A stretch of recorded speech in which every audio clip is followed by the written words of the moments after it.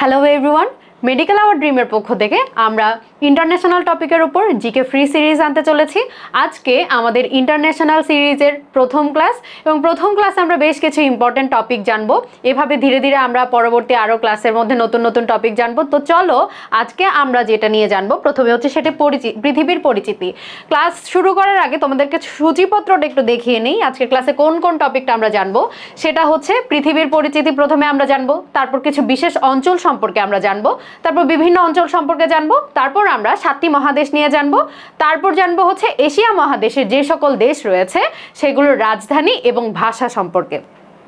প্রথমে পৃথিবী নিয়ে আমরা একটু জানি। পৃথিবী আমাদের মহাকাশ জগতের মধ্যে পৃথিবী হচ্ছে এমন একটা গ্রহ যেখানে প্রথমে মানব অস্তিত্ব পাওয়া গিয়েছে। হ্যাঁ, গ্রহ আছে আমাদের কটি? গ্রহ আছে আমাদের 7টি। কি কি? বুধ, শুক্র, পৃথিবী, মঙ্গল, বৃহস্পতি, ইউরেনাস এবং নেপচুন। ঠিক আছে, পৃথিবী হচ্ছে এমন একটি গ্রহ যেটি কোনো দেবদেবীর নামে নামকরণ করা হয়নি। তো এই পৃথিবী নিয়েই আজকে আমরা জানবো। আমরা জানি পৃথিবীতে মহাদেশ আছে কয়টি? পৃথিবীতে মহাদেশ আছে 7টি। কি কি? এশিয়া মহাদেশ, ওশেনিয়া মহাদেশ, ইউরোপ মহাদেশ, অস্ট্রেলিয়া, আফ্রিকা মহাদেশ, তারপর হচ্ছে উত্তর আমেরিকা এবং দক্ষিণ আমেরিকা। এই যে আমরা একটা পৃথিবীর মানচিত্র দেখতে পাচ্ছি, মানচিত্রটাকে আমরা এইভাবে খুলে ধরেছি। এভাবে যদি রাউন্ড করে ধরতাম তাহলে এটা গোলাকার দেখাতো। এখন আমরা এটাকে এভাবে ওপেন করে ধরেছি।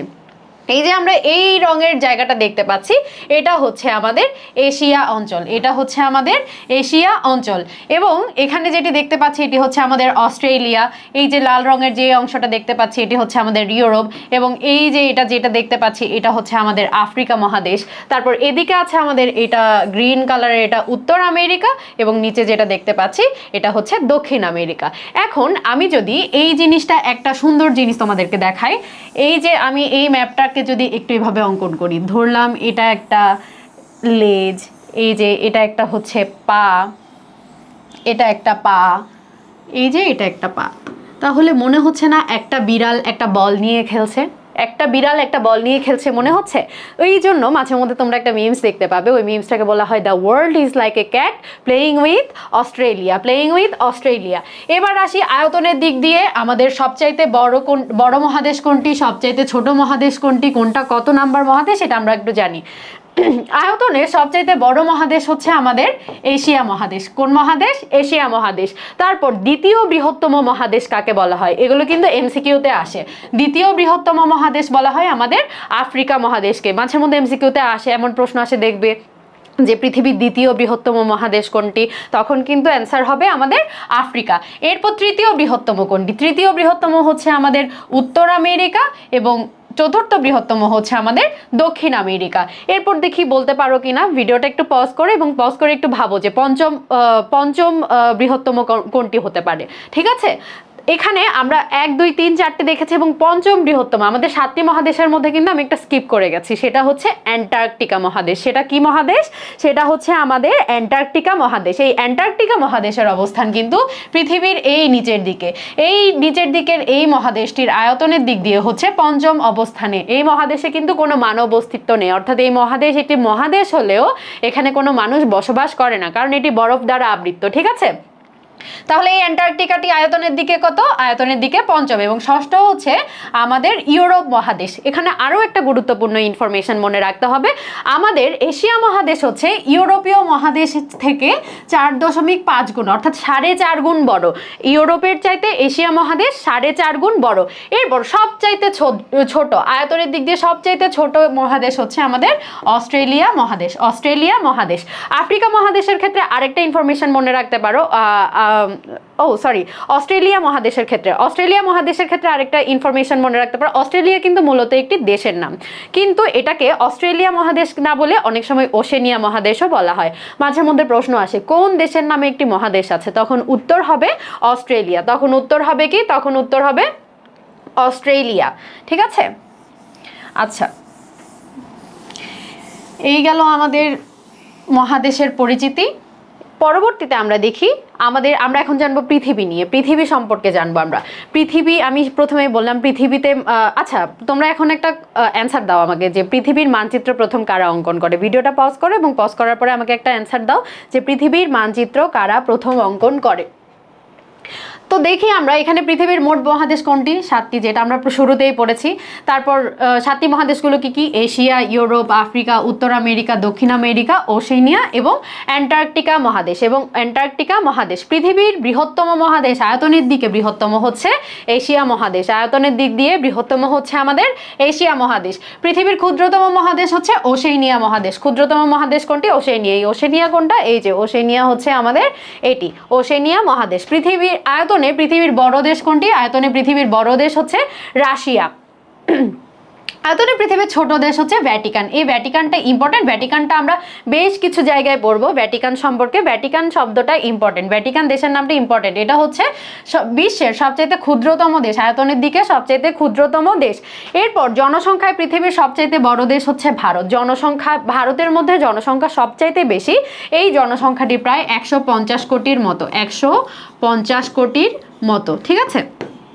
ওকে, এরপর আসি জনসংখ্যায় পৃথিবীর ছোট দেশ কোনটি? ভ্যাটিকান। আর অপশনে যদি টু ভ্যালু থাকে টু ভ্যালুও হবে। আয়তনের দিক দিয়ে যেহেতু ভ্যাটিকান ছোট, তাহলে ওখানে বেশি মানুষ থাকার জায়গা নেই, তাহলে সেই জায়গায় জনসংখ্যার দিক দিয়ে আয়তনে ক্ষুদ্রতম হবে ভ্যাটিকান। পৃথিবীর স্বাধীন রাষ্ট্রের সংখ্যা হচ্ছে 195টি। পৃথিবীর স্বাধীন রাষ্ট্রের সংখ্যা কয়টি? 195টি। বিতর্ক রয়েছে ভ্যাটিকান সিটি এবং ফিলিস্তিন নিয়ে। ফিলিস্তিন নিয়ে, ভ্যাটিকান সিটি এবং ফিলিস্তিন নিয়ে বিতর্ক রয়েছে। তার কারণ জাতিসংঘ এবং অন্যান্য শক্তিশালী রাষ্ট্রগুলো ফিলিস্তিনকে এখনো স্বীকৃতি দেয়নি, এবং ভ্যাটিকান, এই দুটো দেশ আসলে এখনো পর্যবেক্ষিত দেশ হিসেবে আছে। তবে এই যে রিসেন্ট টাইমে মনে হয় যুক্তরাষ্ট্র ফিলিস্তিনকে স্বাধীন দেশ হিসেবে স্বীকৃতি দিয়েছে। হ্যাঁ, সর্বশেষ আর 195তম দেশ হচ্ছে দক্ষিণ সুদান। যদি অপশনে থাকে পৃথিবীর সর্বশেষ স্বাধীন দেশ কোনটি, তাহলে অ্যান্সার হবে দক্ষিণ সুদান। আবার যদি জিজ্ঞেস করে 195তম দেশ কোনটি, তাহলেও অ্যান্সার হবে দক্ষিণ সুদান। দক্ষিণ সুদান স্বাধীনতা লাভ করে কখন? দক্ষিণ সুদান স্বাধীনতা লাভ করে 9 জুলাই 2011 সালে, ঠিক আছে। তারপর জাতিসংঘ কর্তৃক স্বীকৃত পৃথিবীর স্বাধীন রাষ্ট্র সংখ্যা 193টি। কেন 193টি বলা হয়েছে? এটা আপডেট হতে পারে, তোমরা লাস্ট আপডেটটা চেক করে নিবে। 193টি দেশ বলা হয়েছে কারণ টোটাল স্বাধীন দেশ হচ্ছে 195টি।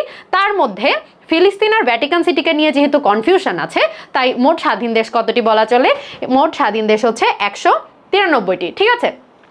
এরপর আসি পৃথিবীর সবচেয়ে উত্তরের নগরী। উত্তরের নগরী বলার আগে তোমাদেরকে ম্যাপটা আমি আরেকবার দেখাই। ম্যাপটা একটু দেখালে তোমরা হয়তো বুঝতে পারবে।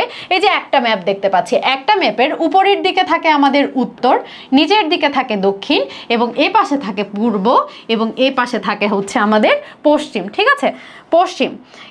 তো এখানে দেখো পৃথিবীর সবচেয়ে উত্তরের নগরী, উত্তরের নগরী কোন দিকে থাকবে? উপরের দিকে থাকবে, তাহলে সেটা কি হবে? হ্যামারফাস্ট। হ্যামারফাস্ট কোন দিকে? নরওয়ে। এখন হ্যামারের কথা চিন্তা করতে পারো, হ্যামারের উপরের দিকে মেইন অংশটি থাকে, তাহলে উপরের দিকে কি থাকে? হ্যামারফাস্ট থাকে। এটা দিয়ে আমরা রিলেট করে করে পরে ট্রাই করব। পৃথিবীর সবচেয়ে দক্ষিণের নগরী কোনটি? পৃথিবীর সবচেয়ে দক্ষিণের নগরী হচ্ছে পুয়ের্টো উইলিয়াম, যেটি কোথায় অবস্থিত? যেটি চিলিতে অবস্থিত। ওকে, এরপর পৃথিবীর সবচেয়ে সরু ও প্রলম্বিত রাষ্ট্র কোনটি? সরু ও প্রলম্বিত রাষ্ট্র বললে চিলি হবে। কারণ চিলি মানে কি? চিলি মানে মরিচ। মরিচের কেমন হয় দেখতে? দেখতে সরু হয়, মানে চিকন হয়। ধরলাম এটা একটা মরিচ, মরিচটা দেখতে কেমন? চিকন। তারপর এটার আকৃতি কেমন? লম্বা, অর্থাৎ প্রলম্বিত। প্রলম্বিত অর্থ লম্বা। যদি জিজ্ঞেস করে সরু ও প্রলম্বিত রাষ্ট্র কোনটি, তাহলে উত্তর কি হবে? চিলি, ঠিক আছে। পৃথিবীর ছিদ্রায়িত রাষ্ট্র, ছিদ্রায়িত রাষ্ট্র কি? ছিদ্রায়িত রাষ্ট্র হচ্ছে ইতালি এবং দক্ষিণ আফ্রিকা। এরপর ছিদ্রায়িত রাষ্ট্রটা একটু বলি। ছিদ্রায়িত রাষ্ট্র কি? ছিদ্রায়িত রাষ্ট্র হচ্ছে মূলত একটি স্বাধীন দেশের ভিতরে যখন অন্য আরেকটি স্বাধীন দেশ থাকে, তখন তাকে ছিদ্রায়িত রাষ্ট্র বলে। তো ছিদ্রায়িত রাষ্ট্রের উদাহরণগুলো দেখি। ছিদ্রায়িত রাষ্ট্রের উদাহরণ হচ্ছে ভ্যাটিকান সিটি, সান মেরিনো। উদাহরণ যদি বলে তাহলে ইতালি আর দক্ষিণ আফ্রিকা হবে। মানে ইতালির ভিতরে আছে ভ্যাটিকান সিটি এবং সান মেরিনো, এবং দক্ষিণ আফ্রিকার ভিতরে আছে লেসোথো। এবার এটা আমরা একটু ম্যাপের মাধ্যমে দেখি। এই যে আমরা দক্ষিণ আফ্রিকার এই সর্বশেষ দিকের একটা ম্যাপ দেখতে পাচ্ছি। এই দক্ষিণ আফ্রিকার এই রঙের দেশটি হচ্ছে একটি দেশ, এবং এর ভিতরে আছে হচ্ছে এই লেসোথো নামক লাল রঙের অংশটি। মনে হচ্ছে না যে এই দেশটার মধ্যে এটা একটা ছিদ্র হয়ে গেছে, অন্য একটা স্বাধীন দেশ এসে লেসোথো। এই দেশটার নাম কি? লেসোথো। এই জন্য এই দক্ষিণ আফ্রিকাকে কি বলা হয়? ছিদ্রায়িত কান্ট্রি বলা হয়। তাহলে ছিদ্রায়িত রাষ্ট্র কয়টি? ছিদ্রায়িত রাষ্ট্র দুইটি। কি কি? ইতালি আর দক্ষিণ আফ্রিকা। ইতালির ভিতরে কি আছে? ইতালির ভিতরে আছে ভ্যাটিকান সিটি এবং সান মেরিনো, এবং ভ্যাটিকান এবং সান মেরিনো, আর দক্ষিণ আফ্রিকার মধ্যে আছে হচ্ছে আমাদের লেসোথো। ওকে, পৃথিবীর খণ্ডিত রাষ্ট্রগুলো কি কি দেখি আমরা। খণ্ডিত রাষ্ট্র হচ্ছে জাপান এবং ইন্দোনেশিয়া। এখন খণ্ডিত রাষ্ট্র কি, খণ্ডিত রাষ্ট্রটা জানার আগে আমরা একটু জাপানের ম্যাপটা একটু দেখি। এই যে আমরা এই পাশে জাপানের ম্যাপটা দেখতে পাচ্ছি না, এই যে জাপানের উপরের সাইড আর নিচের সাইডের মাঝখানে এই জায়গায় একটি ফাঁকা অংশ আছে। এই জায়গায় ভালো করে খেয়াল করলে দেখতে পাবে এই যে একটি ফাঁকা অংশ আছে। খণ্ডিত রাষ্ট্র হচ্ছে মূলত যারা নিজস্ব ভূখণ্ড থেকে দুটো পৃথক পৃথক হয়ে যায় যে কোনো জলরাশির মাধ্যমে। এই যে এই অংশটি দেখতে পাচ্ছি, উপরের এই অংশটিকে বলা হয় জাপানের, ছোট অংশটিকে বলা হয় হোক্কাইডো, হোক্কাইডো, এবং যেটি বড় অংশ আছে অর্থাৎ নিচের দিকের অংশটিকে বলা হয় হনশু, নিচের দিকের অংশটিকে বলা হয় হনশু। তাহলে জাপানের দুটো পৃথক অঞ্চল কি কি, প্রথমটা হচ্ছে হোক্কাইডো এবং দ্বিতীয়টা হচ্ছে হনশু। এই হোক্কাইডো এবং হনশুকে একটি টানেল দ্বারা যুক্ত করেছে, অর্থাৎ নিচে একটি রেলপথ আছে টানেলের মাধ্যমে। ওই টানেলটির নাম হচ্ছে সেকান টানেল। কি টানেল? সেকান টানেল। সেকান টানেলের মাধ্যমে জাপানের হনশু এবং হোক্কাইডো যুক্ত হয়েছে। ঠিক আছে, এরপর আসি পৃথিবীর যে দুটি মহাদেশ ইউরেশিয়া দেশ, সেই দুটি দেশ হচ্ছে কি রাশিয়া এবং তুরস্ক। এখন রাশিয়া ও তুরস্ক কেন ইউরেশিয়া দেশ বলা হয়, আর ইউরেশিয়া দেশটা আসলে কি? ইউরেশিয়া দেশ হচ্ছে মূলত যেই সকল দেশের ভূখণ্ডের অর্ধেক অংশ এশিয়া অঞ্চলে পড়েছে এবং অর্ধেক অংশ ইউরোপে পড়েছে, সেই দেশগুলোকে একত্রে কি বলা হয়? ইউরেশিয়া দেশ বলা হয়, ইউরেশিয়া দেশ বলা হয়। তাহলে রাশিয়ার অর্ধেক অংশ কোথায় পড়েছে? এশিয়াতে পড়েছে, বাকি অংশ ইউরোপে পড়েছে। এবং তুরস্কেরও সেম, তুরস্কের ইস্তাম্বুল শহরের মাধ্যমে, ইস্তাম্বুল শহর দুটো জায়গায় পড়েছে, অর্ধেক এশিয়াতে পড়েছে, অর্ধেক ইউরোপে পড়েছে। এই জন্য রাশিয়া আর তুরস্ককে কি বলা হয়? ইউরেশিয়া দেশ বলা হয়। ঠিক আছে, এরপর আসি পৃথিবীর যে শহর বা নগরীটি দুটি মহাদেশে অবস্থিত। ওই যে ইস্তাম্বুল শহরের কথা বলেছি, তুরস্কের ইস্তাম্বুল শহর, এই শহরটি আসলে অর্ধেক অংশ এশিয়াতে এবং অর্ধেক অংশ কোথায় পড়েছে? অর্ধেক অংশ পড়েছে ইউরোপে। এরপর আসি পৃথিবীর যে গ্রামটি দুটো দেশের মধ্যে অবস্থিত। এখন তো আমরা শহর জানলাম, যে শহরটি দুটো মহাদেশের মধ্যে অবস্থিত। এখন আমরা জানবো যে গ্রামটি দুটো দেশের মধ্যে অবস্থিত, সেটা হচ্ছে কি পানমুনজামা। পানমুনজামা হচ্ছে মূলত উত্তর কোরিয়া দক্ষিণ কোরিয়ার সংযুক্ত একটি গ্রাম। ধরো তুমি যে গ্রামে থাকো সেই গ্রামের মধ্যে দিয়ে ওই যে থাকে না উত্তর পাড়া দক্ষিণ পাড়া, এভাবে সেপারেট হয়ে যায়। ঠিক তেমনি উত্তর কোরিয়া আর দক্ষিণ কোরিয়ার মধ্যে পানমুনজামা নামক একটি গ্রাম আছে, যেই গ্রামের মধ্য দিয়ে উত্তর কোরিয়ার দক্ষিণ কোরিয়ার বর্ডার গিয়েছে এবং একটা গ্রামকে দুভাগে পৃথক করে ফেলেছে। সেই গ্রামটি কি? পানমুনজামা। কোন দুটো দেশের মধ্যে? একটি হচ্ছে উত্তর কোরিয়া এবং অন্যটি হচ্ছে দক্ষিণ কোরিয়া। বিশ্বের সর্বাধিক দ্বীপ রাষ্ট্র বলা হয় ইন্দোনেশিয়াকে। কেন বিশ্বের সর্বাধিক দ্বীপ রাষ্ট্র ইন্দোনেশিয়াকে বলা হয়? আমরা ইন্দোনেশিয়ার ম্যাপটা একটু খেয়াল করি। এই যে কিরকম ছাড়া না, এই যে দ্বীপ টাইপ না, এই জায়গাগুলো দ্বীপ টাইপ। এই জন্য ইন্দোনেশিয়াকে কি বলা হয়? সর্বাধিক দ্বীপ রাষ্ট্র। সর্বাধিক দ্বীপ রাষ্ট্র কাকে বলা হয়? ইন্দোনেশিয়াকে। এরপর আসি নিরপেক্ষ দেশ কাকে বলা হয়? নিরপেক্ষ দেশ বলা হয় সুইজারল্যান্ডকে। এখানে অনেকেই আছে যাদের সুইজারল্যান্ড যাওয়ার স্বপ্ন, আমারও স্বপ্ন, আমিও সুইজারল্যান্ড যাব। এখন সুইজারল্যান্ডকে কেন নিরপেক্ষ রাষ্ট্র বলা হয়? সুইজারল্যান্ডকে মূলত নিরপেক্ষ রাষ্ট্র বলা হয় কারণ তারা আন্তর্জাতিক সংঘাতে জড়িয়ে পড়া আর সামরিক যে জোট থাকে এগুলোতে অংশগ্রহণ করে না। অর্থাৎ বিশ্বে যতই ঝামেলা লাগুক না কেন তারা বলে ভাই আমরা কোনো ঝামেলাতে যাইতে চাই না, আমরা আমাদের মতো শান্তিতে থাকতে চাই। এই জন্য কি সুইজারল্যান্ড সবার পছন্দের জায়গা, যেহেতু তারা কোনো ঝামেলাতে নাই, এই জন্য সুইজারল্যান্ড কি সবার পছন্দের জায়গা। বিশ্বের সর্বাধিক সীমান্তবর্তী দেশ বলা হয় চীনকে। সর্বাধিক সীমান্তবর্তী বলতে কথাটি বোঝায় এই দেশের যে সীমানা রয়েছে অনেকগুলো দেশ তার বর্ডারটি শেয়ার করেছে। কতটি দেশ? টোটাল 14টি দেশ। এখন চীনকে কেন সর্বাধিক সীমান্তবর্তী দেশ বলা হয়? আমরা ধরি যে এটা চীন, এখন এটা চীনের ম্যাপ, চীন তো অনেক বিশাল, চীনের আশেপাশে নিশ্চয়ই ছোট ছোট অনেক দেশ রয়েছে যারা চীনের সাথে বর্ডার শেয়ার করেছে। তাই এরকম টোটাল 14টি দেশ আছে যারা চীনের সাথে বর্ডার শেয়ার করেছে, তাই জন্য সর্বাধিক সীমান্তবর্তী দেশ বলা হয় হচ্ছে চীনকে। বিশ্বের দীর্ঘতম সীমান্ত যে দুটি দেশের মধ্যে অবস্থিত, অর্থাৎ বিশ্বের মধ্যে যে দুটো দেশের সীমান্ত সবচাইতে বড় সবচাইতে দীর্ঘ যে দুটি দেশের মধ্যে অবস্থিত সেটি হচ্ছে যুক্তরাষ্ট্র এবং কানাডা। আমরা যুক্তরাষ্ট্র আর কানাডার ম্যাপটা একটু দেখি। এই যে এটা হচ্ছে আমাদের কানাডা আর এটা হচ্ছে আমাদের যুক্তরাষ্ট্র। আমরা এখানে একটি সাদা লাইন দেখতে পাচ্ছি না, সরু লাইন, এই যে সমান লাইন, এই লাইনটা হচ্ছে সর্বাধিক সবচাইতে দীর্ঘ কানাডা আর ইউনাইটেড স্টেটের মধ্যে। এরকম অন্য কোনো দেশের মধ্যে এত বড় বর্ডার নেই। এখন তুমি তুমি দেখলে দেখতে পাবে এই লাইনটা সোজা। অ্যাজ ইউজুয়াল তো দুটো দেশের লাইন এত সোজা হওয়ার কথা না, সোজা হয়েছে মূলত কানাডা, যুক্তরাষ্ট্র, আমাদের যে ইউনাইটেড স্টেট আছে, ইউনাইটেড স্টেটটা হচ্ছে কানাডা থেকে কিছু জায়গা কিনে নিয়েছে, আবার কানাডাও কিছু জায়গা কিনে নিয়েছে, এরকম করতে করতে এই লাইনটা আসলে সোজা হয়ে গেছে। হ্যাঁ, এরপর বিশ্বের ক্ষুদ্রতম সীমান্ত যে দুটি দেশের মধ্যে অবস্থিত সেটা হচ্ছে ইতালি এবং ভ্যাটিকান সিটি। মনে রাখবে ভ্যাটিকান যেহেতু আয়তনে ছোট, তাই ইতালি আর ভ্যাটিকানের মধ্যে যে তাদের সীমান্তর যে সীমান্ত সেটিও ছোট হবে। তাহলে সবচাইতে বৃহত্তম সীমান্ত শেয়ার করেছে কারা? যুক্তরাষ্ট্র আর কানাডা। আর সবচাইতে ক্ষুদ্র সীমান্ত শেয়ার করেছে হচ্ছে ইতালি এবং ভ্যাটিকান সিটি। বিশ্বের চিরবসন্তের দেশ বলা হয় কাকে? ইকুয়েডরকে। চিরবসন্তের দেশ কাকে বলা হয়? ইকুয়েডরকে। এখন ইকুয়েডর কথাটির সাথে কিসের ম্যাচ পাচ্ছ? ইকোসিস্টেম, ইকোসিস্টেম আমরা পড়েছি না? এখন ইকোসিস্টেমকে একটা ভারসাম্য রক্ষা করা। আর বসন্তের সময়টা কি থাকে?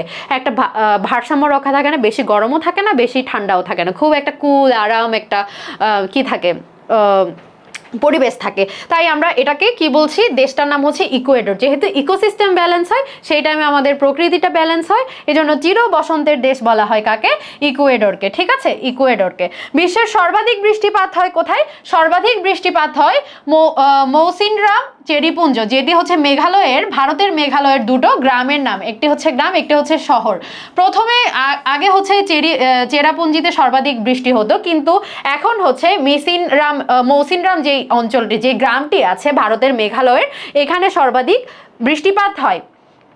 সূর্য থেকে পৃথিবীর গড় দূরত্ব কত? এটা আমরা ছোটবেলা থেকেই পড়ে আসছি, সেটি হচ্ছে 14,95,00,000 কিলোমিটার। ঠিক আছে, এই যে শেষ, আমাদের স্লাইডটা শেষ। এতটুকু। কারো কোনো কনফিউশন থাকলে অবশ্যই কমেন্টে জানাবে, আমরা চেষ্টা করব রিপ্লাই করার।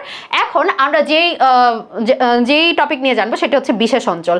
এখন পৃথিবীতে কিছু অনেক বিশেষ অঞ্চল আছে যেগুলোর আসলে খুব ডিফারেন্ট নাম, আমরা এগুলো দেখবো। বিশেষ অঞ্চল কিন্তু খুব মজার একটা টপিক, পড়ালে বুঝতে পারবে। ঠিক আছে, এরপর আসি সুপার ইকোনমিক পাওয়ার বা অর্থনৈতিক পরাশক্তি। এখন সুপার ইকোনমিক পাওয়ার জিনিসটা কি? এখন আমাদের বিশ্বে এরকম অনেক শক্তিশালী রাষ্ট্র আছে যারা ইকোনমিক্যালি অনেক স্ট্রং, অনেক শক্তিশালী। যেমন আমরা যুক্তরাষ্ট্রের কথা বলতে পারি, চীনের কথা বলতে পারি। এই রাষ্ট্রগুলো অনেক শক্তিশালী না?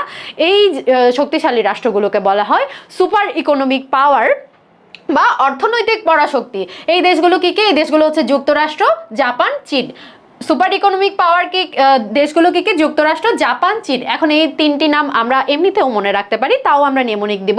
নেমোনিকটা কি? আমরা যাচাই কথাটি দিয়ে মনে রাখবো। আমরা যাচাই কথাটি দিয়ে মনে রাখবো। যাচাইয়ের জ দিয়ে যুক্তরাষ্ট্র, জ দিয়ে জাপান এবং চ দিয়ে হচ্ছে চীন। যাচাইয়ের চ দিয়ে হচ্ছে চীন, জ দিয়ে যুক্তরাষ্ট্র এবং জাপান। এরপর ইন্দোচীন বলয়ের দেশ। ইন্দোচীন বলয়ের দেশ বলা হয় কারণ এগুলো আসলে যে দেশগুলো আছে এগুলো মূলত চীনা সংস্কৃতি ছিল আগে, একটা সময় এটা ফ্রান্সের দখলেও ছিল। এই যে ইন্দোচীন বলয়ের দেশ কয়টি? ইন্দোচীন বলয়ের দেশ হচ্ছে তিনটি। দেশগুলো একসময় ফ্রান্সের অধীনে ছিল, যেটা আমি একটু আগেই বলেছি। দেশগুলো হলো কি কি? লাওস, কম্বোডিয়া এবং ভিয়েতনাম। কি কি? লাওস, কম্বোডিয়া এবং ভিয়েতনাম। এখন এই ইন্দোচীন বলয়ের দেশ কথাটি আমরা মনে রাখবো, দেশগুলোর নাম মনে রাখবো আমরা ভেলকি কথাটি দিয়ে। ভেলকি কথাটি দিয়ে, ভেলকির ভ দিয়ে ভিয়েতনাম, ল দিয়ে হচ্ছে লাওস, তারপর ক দিয়ে হচ্ছে কম্বোডিয়া। এরপর আসি গোল্ডেন ট্রায়াঙ্গেল। এখন আমি যেই টপিকটা পড়াবো এটা হচ্ছে মূলত মাদক রিলেটেড, কিন্তু মাদক রিলেটেড হলেও এখানে গোল্ডেন কথাটি পাবে। যতগুলো মাদকের লাইন পাবে ততগুলোতেই গোল্ডেন পাবে, তার মানে বোঝাই যাচ্ছে যে মাদকের দাম নিশ্চয়ই অনেক বেশি, মাদক অনেক এক্সপেন্সিভ একটা জিনিস। আচ্ছা, প্রথমে আসি আমরা গোল্ডেন ট্রায়াঙ্গেল। গোল্ডেন ট্রায়াঙ্গেলের দেশগুলো কি কি? গোল্ডেন ট্রায়াঙ্গেলের দেশগুলো হচ্ছে মায়ানমার, লাওস, থাইল্যান্ড। কেন এটাকে গোল্ডেন ট্রায়াঙ্গেল বলা হয়? কারণ এই দেশগুলোর সীমান্তে আফিম মাদক উৎপাদন হয়, আফিম মাদক উৎপাদন হয়। এখন আফিম মাদক জিনিসটা কি? আফিম আমি তোমাদেরকে এখন একটু আফিম জিনিসটা চেনাবো। আফিম জিনিসটা হচ্ছে এই যে আমরা এখানে একটা গাছ দেখতে পাচ্ছি, এই যে মাথার দিকে একটা দানার মতো জিনিস আছে, এই জিনিসটাকে হচ্ছে যখন ব্লেড দিয়ে কাটা হয় এইগুলোর থেকে কিছু সাদা সাদা তরল পদার্থ বের হয়। এই তরল পদার্থগুলো পরবর্তীতে কালেক্ট করে আফিম মাদক বানানো হয়। আসলে আফিমকে মাদক বললেও ভুল, আফিম অনেক সময় চিকিৎসার কাজেও ব্যবহৃত হয়, যেমন হচ্ছে ব্যথানাশক ওষুধ বা আদার্স কিছু জিনিসের মধ্যে আফিম মাদকটি ব্যবহৃত হয়, কিন্তু ম্যাক্সিমাম সময়ই দেখা যায় আফিম দিয়ে মানুষ নেশা করছে। ঠিক আছে, এরপর আসি এই যে গোল্ডেন ট্রায়াঙ্গেলের দেশগুলো আমরা কোন কথাটি দিয়ে মনে রাখবো? এটি হচ্ছে মালাথা। মালাথার ম দিয়ে হচ্ছে মায়ানমার, ল দিয়ে হচ্ছে লাওস এবং থ দিয়ে হচ্ছে থাইল্যান্ড। এরপর তো বললাম গোল্ডেন ট্রায়াঙ্গেল, অপশনে দেখবা গোল্ডেন ট্রায়াঙ্গেল লেখা আছে নাকি গোল্ডেন ক্রিসেন্ট লেখা আছে। যদি গোল্ডেন ট্রায়াঙ্গেল হয় তাহলে মালাথা অ্যান্সার করবা, অর্থাৎ মায়ানমার, লাওস, থাইল্যান্ড অপশনে থাকলে অ্যান্সার করবা। আর গোল্ডেন ক্রিসেন্ট যদি থাকে, গোল্ডেন ক্রিসেন্ট দেশগুলো হচ্ছে আফগানিস্তান, পাকিস্তান এবং ইরান। এগুলো হচ্ছে আফিম উৎপাদনকারী অঞ্চল, কিন্তু ডিফারেন্স হচ্ছে আফগানিস্তান, পাকিস্তান, ইরান এগুলো হচ্ছে এশিয়ার দিকের অঞ্চল। হ্যাঁ, আফগানিস্তান, পাকিস্তান, ইরান এগুলো হচ্ছে গোল্ডেন ক্রিসেন্ট। ক্রিসেন্ট থাকলে আফগানিস্তান, পাকিস্তান, ইরান আছে কিনা দেখবে। এবং মনে রাখার উপায় হচ্ছে এটি আপাই, আপায়ের আ দিয়ে হচ্ছে আফগানিস্তান, প দিয়ে হচ্ছে পাকিস্তান এবং ই দিয়ে হচ্ছে ইরান। আচ্ছা, এখন একটা এমসিকিউর অ্যান্সার করার ট্রাই করো তো। গোল্ডেন ট্রায়াঙ্গেল দেশ নয় কোনটি? গোল্ডেন ট্রায়াঙ্গেল দেশ নয় কোনটি? মায়ানমার, লাওস, থাইল্যান্ড নাকি পাকিস্তান? মায়ানমার, লাওস, থাইল্যান্ড নাকি পাকিস্তান? ভিডিও পজ করে অ্যান্সার দেওয়ার ট্রাই করো। ওকে, পরবর্তী টপিকে আমরা চলে যাই। পরবর্তীতে আছে গোল্ডেন ওয়েজ। আমরা গোল্ডেন ক্রিসেন্ট পড়লাম, গোল্ডেন ট্রায়াঙ্গেল পড়লাম, এবার আমরা গোল্ডেন ওয়েজ পড়বো। এখন গোল্ডেন ওয়েজ জিনিসটা কি? গোল্ডেন ওয়েজ হচ্ছে বাংলাদেশ, ভারত, নেপাল সীমান্তে মাদক পাচার ও চোরাচালানের জন্য বিখ্যাত। বাংলাদেশ, ভারত, নেপাল অঞ্চলে মাদক পাচার, চোরাচালানের জন্য বিখ্যাত, এই জন্য একে কি বলা হয়? গোল্ডেন ওয়েজ বলা হয়। তো আমরা এই ম্যাপের দিকে একটু খেয়াল করি। এই যে আমরা দেখতে পাচ্ছি এই অঞ্চলটা হচ্ছে আমাদের ওই যে বাংলাদেশের একেবারে উত্তরের অঞ্চল। তারপর এদিকে আছে হচ্ছে আমাদের ভুটান, এদিকে আছে নেপাল। এই যে নেপাল, ভুটান, বাংলাদেশ, এই যে মাঝখানে যে জায়গাটি আছে এই জায়গাটি হচ্ছে গোল্ডেন ওয়েজ। এই যে ভারতের এই জায়গাটি মূলত হচ্ছে এই যে চিকেন নেকের, যে ভারতের চিকেন নেকের যে জায়গাটা আছে একদম ছোট্ট জায়গাটা, এটাকে বলা হয় গোল্ডেন ওয়েজ। গোল্ডেন ওয়েজের দেশগুলোকে কি? বাংলাদেশ, ভারত, নেপাল। এখন এই কথাটি কি, এই দেশগুলোর নাম কি দিয়ে মনে রাখবে? বই নে কথাটি দিয়ে মনে রাখবে। বই নে, তুই পড়তে বসছিস, বই নে এই কথাটি দিয়ে মনে রাখবে। বইয়ের ব দিয়ে হচ্ছে বাংলাদেশ, তারপর ব দিয়ে হচ্ছে ভারত, তারপর ন দিয়ে হচ্ছে নেপাল।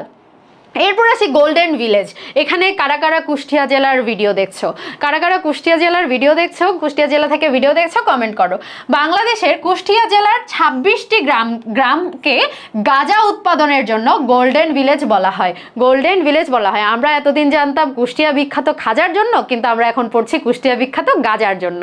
ওকে, গোল্ডেন ভিলেজ বাংলাদেশের কুষ্টিয়ার কয়টি জেলাকে? 26টি জেলাকে, 26টি গ্রামকে গাঁজা উৎপাদনের জন্য গোল্ডেন ভিলেজ বলা হয়। ওকে, এরপর আসি থ্রি টাইগার্স। থ্রি টাইগার্স ব্যাপারটা কি? থ্রি টাইগার্স হচ্ছে মূলত দ্বিতীয় বিশ্বযুদ্ধের পরে যারা অর্থনৈতিকভাবে খুব দ্রুত উন্নয়ন করেছে সেই দেশগুলোকে থ্রি টাইগার্স বলা হয়। সেই থ্রি টাইগার্সের দেশগুলো কি কি? Germany, Japan, Italy. Germany, Japan, Italy. Germany, Japan, ইতালিগুলো হচ্ছে দ্বিতীয় বিশ্বযুদ্ধের পর খুবই দ্রুত অর্থনৈতিকভাবে উঠে দাঁড়িয়েছে। তা এই দেশগুলোর নাম আমরা মনে রাখবো যা জামাই কথাটি দিয়ে। যা জামাই, জায়ের যা দিয়ে হচ্ছে জাপান, যা দিয়ে হচ্ছে জার্মানি এবং ই দিয়ে হচ্ছে ইতালি। এরপর আসি ড্রাগন অর্থনৈতিক দেশ বা ফোর টাইগার্স। ড্রাগন অর্থনৈতিক দেশ বা ফোর টাইগার্স এগুলো মূলত এশিয়া মহাদেশেরই দেশ। এই দেশগুলো আসলে অর্থনৈতিকভাবে খুব দ্রুত উন্নয়ন করছে। সেই দেশগুলো হচ্ছে দক্ষিণ কোরিয়া, সিঙ্গাপুর, তাইওয়ান, হংকং। দক্ষিণ কোরিয়া, সিঙ্গাপুর, তাইওয়ান, হংকং। এই কথাটি মনে রাখবো আমরা সীতাদহ কথাটি দিয়ে। সীতাদহ কথাটি দিয়ে। সীতার স দিয়ে হচ্ছে সিঙ্গাপুর, ত দিয়ে হচ্ছে তাইওয়ান এবং দ দিয়ে হচ্ছে দক্ষিণ কোরিয়া এবং হ দিয়ে হচ্ছে হংকং। সীতাদহ, এটা মনে রাখবে। এই যে ড্রাগন অর্থনৈতিক দেশ বা ফোর টাইগার্সের কথা বললাম না, এটা মনে রাখবে। এটা পরবর্তীতে এই সেম ক্লুটা আরো অনেক জায়গায় কাজে লাগবে। তো পরের স্লাইডেই আমরা দেখি। পরের স্লাইডে দেখি আমরা সুপার 7। ওই যে আগে ফোর টাইগার্স বললাম, সীতাদহ প্লাস মালয়েশিয়া। সীতাদহ প্লাস মালয়েশিয়া। সীতাদহর দেশগুলো কি কি? সীতাদহ দেশগুলো হচ্ছে সিঙ্গাপুর, তাইওয়ান, তারপর হচ্ছে দক্ষিণ কোরিয়া এবং হংকং। ওই দক্ষিণ কোরিয়া, হংকং এই সব চারটি ফোর টাইগার্সের সাথে মালয়েশিয়া, ইন্দোনেশিয়া এবং থাইল্যান্ড যুক্ত হয়ে কি গঠন করেছে? সুপার 7 গঠন করেছে। এই যে এখানে যে দেশগুলো পড়াচ্ছে এগুলো মূলত অর্থনৈতিকভাবে দ্রুত উন্নয়নশীল দেশগুলোই, এই জন্য এদেরকে সুপার 7 বলা হয়। সুপার 7-এর দেশগুলো কিভাবে মনে রাখবো? সীতাদহ, থামাই। সীতাদহ আমরা আগের স্লাইডে পড়েছি সীতাদহতে কি কি। এরপর আমরা এখন থামাই দিয়ে পড়বো। থামাইয়ের থ দিয়ে হচ্ছে থাইল্যান্ড, মা দিয়ে হচ্ছে মালয়েশিয়া এবং ই দিয়ে হচ্ছে ইন্দোনেশিয়া। এরপর আছে আমাদের কি? এরপর আছে হচ্ছে East Asian miracle. East Asian মিরাকলের দেশগুলো কি কি? সুপার 7 প্লাস জাপান নিয়ে গঠিত। Super 7 plus Japan. প্রথম স্লাইডে আমরা সীতাদহ পড়েছি, এরপর সীতাদহ প্লাস থামাই পড়েছি। এখন সীতাদহ, থামাই প্লাস সীতাদহ, থামাই প্লাস হচ্ছে জাপান। এটা হচ্ছে আমাদের ইস্ট এশিয়া মিরাকল, জাপান সহ যুক্ত হয়ে ইস্ট এশিয়ান মিরাকল গঠন করেছে। এরপর আসে G4 গ্রুপ। G4 গ্রুপগুলো কি কি? G4 গ্রুপগুলো অর্থনৈতিকভাবে উন্নয়নশীল দেশের মধ্যেই পড়ে। এগুলো হচ্ছে জার্মানি, জাপান, ভারত এবং ব্রাজিল। এখন জার্মানি, জাপান, ভারত, ব্রাজিল আমরা কথাটি মনে রাখবো ভাজা বাদাম কথাটি দিয়ে। ভারতীয় একটা খুব গান ভাইরাল হয়েছিল না, এই ভাজা বাদাম একটা গান, বাদাম বাদাম ভাজা বাদাম, ওই ভাজা বাদাম দিয়ে আমরা মনে রাখবো। ভাজার ভ দিয়ে হচ্ছে ভারত, জ দিয়ে হচ্ছে জাপান, জ দিয়ে হচ্ছে জার্মানি এবং বাদামের ব দিয়ে হচ্ছে ব্রাজিল। ঠিক আছে, এরপরে আসি বাফার রাষ্ট্র। বাফার রাষ্ট্রটা পড়ানোর আগে আমি তোমাদেরকে একটু বলি যে বাফার রাষ্ট্র জিনিসটা কি। বাফার রাষ্ট্র মূলত হচ্ছে দুটো শক্তিশালী দেশের মাঝখানে যখন একটি কম শক্তিশালী বা কম উন্নয়নশীল দেশ, অর্থনৈতিকভাবে শক্তিশালী দেশের মাঝখানে যখন একটি কম শক্তিশালী দেশ পড়ে যায় তখন তাকে বাফার রাষ্ট্র বলে। ফর এক্সাম্পল, আমি ধরলাম যে আমার আশেপাশে দুটো মোটা মোটা বিশাল বিশাল মানুষ, এরপর মাঝখানে আমি একটা চিকনা, এখন আমি হয়ে গেলাম কি? আমি হয়ে গেলাম বাফার মানুষ। ঠিক সেরকম বিভিন্ন বাফার দেশও আছে। আমরা যদি এদিকে এক্সাম্পলটা একটু খেয়াল করি, এ পাশে আছে আমাদের চায়না এবং এ পাশে আছে হচ্ছে আমাদের ভারত। ভারত এবং চায়না দুটোই কিন্তু অর্থনৈতিকভাবে খুবই শক্তিশালী। মাঝখানে কে পড়ে গেছে? মাঝখানে পড়ে গেছে নেপাল। এখন নেপাল তো খুব বেশি শক্তিশালী না, নেপাল ভারতের উপর অনেক ডিপেন্ডেন্ট, অর্থনৈতিকভাবেও খুব বেশি শক্তিশালী না। তাই নেপাল কি? নেপাল একটি হচ্ছে বাফার রাষ্ট্র। নেপাল হচ্ছে একটি বাফার রাষ্ট্র। এই যে এখানে এই এতক্ষণ যে কথাটি বলেছে এটাই লেখা আছে, দুই বা ততোধিক প্রতিদ্বন্দ্বী বৃহৎ রাষ্ট্রের সীমান্তে অবস্থিত দুর্বল ও ক্ষুদ্র রাষ্ট্র, একে কি বলা হয়? বাফার রাষ্ট্র। যেমন এক্সাম্পল আছে ভারত ও চীনের সীমান্তবর্তী নেপাল ও ভুটান। ভারত ও চীনের সীমান্তবর্তী নেপাল ও ভুটান। ওকে, আরও একটি এক্সাম্পল তোমরা দেখতে পারো, সেটা হচ্ছে ফ্রান্স আর জার্মানির সীমান্তবর্তী বেলজিয়াম। ফ্রান্স আর জার্মানির সীমান্তবর্তী বেলজিয়াম, ম্যাপ দেখলেই বুঝতে পারবে। এরপর আসি পরের স্লাইডে কি দেওয়া। ওকে, এখন আসে আমরা পৃথিবীর বিভিন্ন অঞ্চলগুলো সম্পর্কে পড়বো, বিভিন্ন অঞ্চলগুলো নিয়ে পড়বো। বিভিন্ন অঞ্চলগুলোর মধ্যে কি আছে দেখি আমরা। দক্ষিণ এশিয়ার দেশ, এশিয়াকে পড়ার সময় আমরা আসলে 5টি অঞ্চলে ভাগ করে ফেলবো। 5টি অঞ্চলের মধ্যে কি কি? দক্ষিণ এশিয়া, তারপর পূর্ব এশিয়া, মধ্য এশিয়া, মধ্যপ্রাচ্য, পূর্ব এশিয়া, এরকম করে আমরা 5টি ভাগে ভাগ করে ফেলবো। দক্ষিণ পূর্ব এশিয়া, এগুলো ভাগগুলো আমরা পরবর্তী স্লাইডে আরো ক্লিয়ারলি পড়বো। এখন আপাতত দেখি দক্ষিণ এশিয়ার দেশ কয়টি। দক্ষিণ এশিয়ার দেশ হচ্ছে 8টি। ম্যাপটা জাস্ট খুলবা, এশিয়ার পার্টটা দেখবা, মিলায়ে মিলায়ে পড়বা। দক্ষিণ এশিয়ার মধ্যে কি আছে? বাংলাদেশ, ভারত, পাকিস্তান, নেপাল, ভুটান, আফগানিস্তান, শ্রীলঙ্কা, মালদ্বীপ। এগুলো আমরা পরবর্তীতে ম্যাপের মধ্যে দেখিয়ে দেব। মধ্য এশিয়ার দেশগুলো দেখে নেবে। মধ্য এশিয়ার দেশগুলোর মধ্যে একটা কমন জিনিস পাবে, ইস্তান ইস্তান কথাটি আছে। যেমন Turkmenistan, Tajikistan, Kazakhstan, Kyrgyzstan, Uzbekistan, সবগুলো কথার শেষে, সবগুলো দেশের নামের শেষে কি আছে? ইস্তান ইস্তান কথাটি আছে। কিন্তু পাকিস্তান আর আফগানিস্তানের শেষেও কিন্তু ইস্তান ইস্তান কথাটি আছে। কিন্তু পাকিস্তান আর আফগানিস্তান কিন্তু মধ্য এশিয়ার দেশ নয়। তারা কোন এশিয়ার দেশ? তারা হচ্ছে দক্ষিণ এশিয়ার দেশ। ঠিক আছে, এরপর আমরা পড়বো দক্ষিণ পূর্ব এশিয়ার দেশ। দক্ষিণ পূর্ব এশিয়ার দেশ কয়টি? দক্ষিণ পূর্ব এশিয়ার দেশ হচ্ছে 11টি। মধ্য এশিয়ার দেশ 5টি। দক্ষিণ এশিয়ার দেশ হচ্ছে 8টি। আর দক্ষিণ পূর্ব এশিয়ার দেশগুলো আমরা একটু দেখবো। এগুলো হচ্ছে Myanmar, Thailand, Vietnam, Laos, Cambodia, Philippines, Malaysia, Brunei, Indonesia এবং সিঙ্গাপুর। ম্যাপের মধ্যে দেখলেই বুঝতে পারবে। এই যে বর্ডারগুলো একে একে পড়বা, তাহলে ক্লিয়ার হয়ে যাবে। যদি আমি ম্যাপ দেখিয়ে দিব। এরপর এশিয়া মাইনর কাকে বলা হয়? ওই যে তুরস্ককে আমি প্রথমে বলেছিলাম না যে তুরস্ক একটি ইউরেশীয় দেশ। ইউরেশীয় দেশ বলা হয় কারণ তার একটি ভাগ কোথায় পড়েছে? এশিয়াতে পড়েছে, আর একটি ভাগ পড়েছে ইউরোপে। এখন যেই ভাগটি আসলে এশিয়াতে পড়েছে ওই ওটাকে এশিয়া মাইনর বলা হয়। তুরস্কের এশিয়া অঞ্চলকে কি বলা হয়? Asia minor. এরপর আসি দূরপ্রাচ্যের দেশ। প্রাচ্য মানে হচ্ছে পূর্ব দিকে, এশিয়ার পূর্ব দিকে যে দেশগুলো আছে সেই দেশগুলো কি কি? সেগুলো হচ্ছে উত্তর কোরিয়া, দক্ষিণ কোরিয়া, চীন, মঙ্গোলিয়া এবং তাইওয়ান। মধ্যপ্রাচ্যের দেশগুলো দেখি। এখন মধ্যপ্রাচ্যের দেশগুলো তো আমরা খুবই পরিচিত, আমাদের অনেক আত্মীয় স্বজন এই মধ্যপ্রাচ্যের দেশগুলোতেই বেশি যায়। এগুলো কি কি? এগুলো হচ্ছে সৌদি আরব, ইয়েমেন, ইরাক, ইরান, বাহরাইন, কাতার, কুয়েত, ফিলিস্তিন, তারপর সংযুক্ত আরব আমিরাত, লেবানন, জর্ডান, তুরস্ক, ইসরায়েল, ওমান, সিরিয়া, মিশর। ম্যাপ দেখে কয়েকবার পড়লেই মনে রাখতে পারবে। এরপর আসি নিকট প্রাচ্যের দেশ কোনগুলো? নিকট প্রাচ্যের দেশগুলো হচ্ছে লেবানন, ইসরায়েল, সিরিয়া, জর্ডান। এগুলো কি?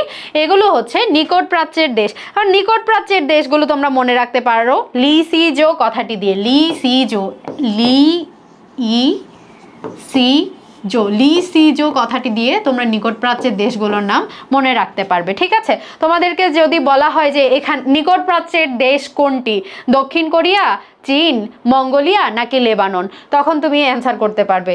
তো অ্যান্সার হবে কি লেবানন। এরপর আসি স্ক্যান্ডিনেভিয়াম অঞ্চল। স্ক্যান্ডিনেভিয়াম অঞ্চলগুলো কি কি? স্ক্যান্ডিনেভিয়াম অঞ্চলগুলো হচ্ছে আইসল্যান্ড, সুইডেন, ডেনমার্ক, নরওয়ে এবং ফিনল্যান্ড। এই কথাটি তোমরা মনে রাখতে পারো ফাইন্ডস কথাটি দিয়ে। Finds, FIN DS, finds. F এর F দিয়ে হচ্ছে ফিনল্যান্ড, I দিয়ে হচ্ছে আইসল্যান্ড, N দিয়ে হচ্ছে নরওয়ে, তারপর D দিয়ে হচ্ছে ডেনমার্ক এবং S দিয়ে হচ্ছে সুইডেন। ঠিক আছে, এরপর আসি বাল্টিক অঞ্চল। বাল্টিক অঞ্চলগুলো কি কি? বাল্টিক অঞ্চল মূলত হচ্ছে বাল্টিক সাগরের দ্বীপে গড়ে ওঠা, বাল্টিক সাগরের সীমান্তবর্তী মানে সীমানাবর্তী যে দেশগুলো আছে সেই দেশগুলোকে বলা হয় বাল্টিক অঞ্চল। এগুলো কি? Estonia, Lithuania, Latvia. Estonia, Lithuania, Latvia. এই দেশগুলোর নাম তুমি মনে রাখতে পারো অল কথাটি দিয়ে। অল কথাটি দিয়ে, অলের এ দিয়ে হচ্ছে এস্তোনিয়া, এল দিয়ে হচ্ছে লিথুয়ানিয়া এবং আরেকটি এল দিয়ে হচ্ছে লাটভিয়া। ওকে, এরপর এখন আমরা দেখি বলকান অঞ্চলগুলো কি কি। বলকান অঞ্চল, বলকান অঞ্চলগুলোর একটু দেখো মনোযোগ দিয়ে। এগুলো হচ্ছে Albania, Bulgaria, Romania, Serbia, Macedonia, Slovenia, Montenegro, Hungary, Croatia, Bosnia, Kosovo এবং গ্রিস। এখন অনেক অনেক দেশ না, এই দেশগুলোর নাম তোমরা মনে রাখতে পারো। এই দেশগুলোর নাম মনে রাখতে পারো ABCGMRH দিয়ে। ABCGMRH, ABCGMRH,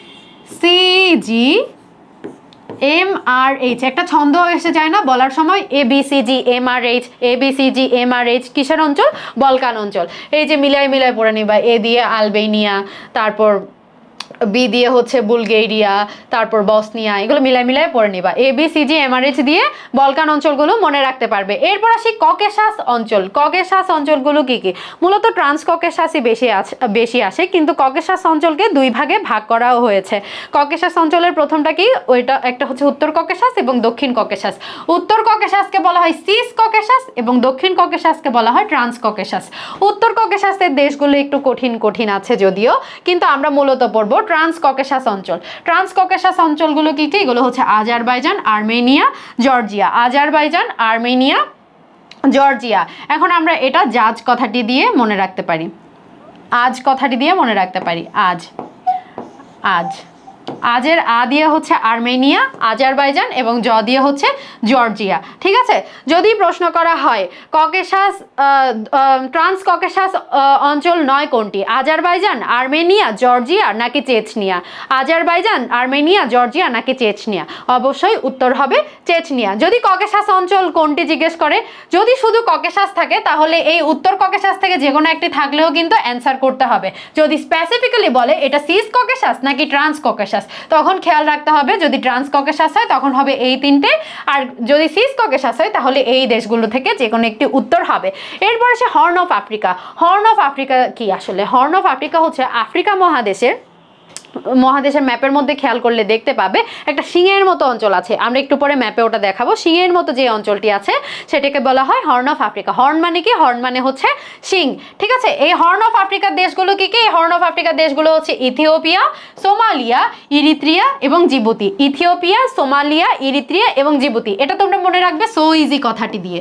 so easy, so easy.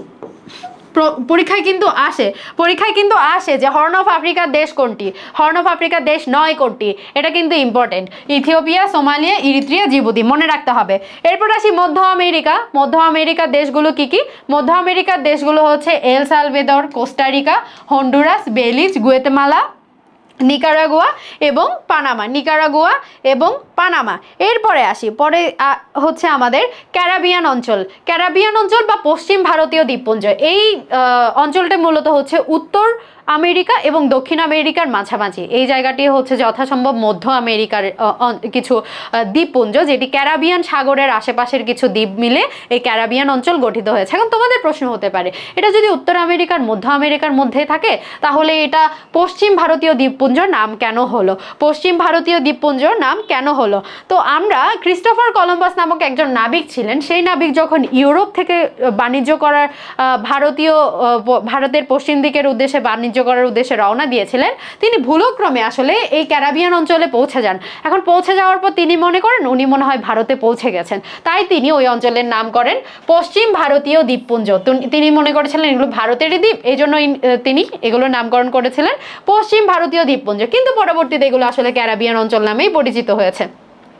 Caribbean অঞ্চলের দ্বীপগুলো কি কি? এগুলো হচ্ছে Bahamas, Barbados, Grenada, Cuba, Dominica, Jamaica, তারপর হচ্ছে হাইতি, সেন্ট লুসিয়া, তারপর হচ্ছে Trinidad and Tobago, Antigua, Bermuda Triangle আমরা পড়েছিলাম না, বারমুডা খুবই রহস্যময় একটি জায়গা। তারপর সেন্ট ভিনসেন্ট অ্যান্ড দ্য ডে। তার বারমুডার কথা কারা কারা জানো? বারমুডা হচ্ছে এমন একটা রহস্যময় জায়গা, যে জায়গায় আসলে আজ পর্যন্ত প্রায় 100টিরও বেশি শিপিং জাহাজ, তারপর উড়োজাহাজ, এগুলো সব কেন জানি ওই জায়গায় গিয়ে হঠাৎ গায়েব হয়ে যায়। মানে এগুলোর কোনো অস্তিত্বই খুঁজে পাওয়া যায় না, এগুলো এমনভাবে গায়েব হয় যেন এগুলোর কখনো কোনো অস্তিত্বই ছিল না। এগুলো নিয়ে তোমরা আরও ঘাটাঘাটি করে দেখতে পারো, ইন্টারেস্টিং জিনিস। তারপর আমরা দেখি ল্যাটিন আমেরিকার দেশ কি।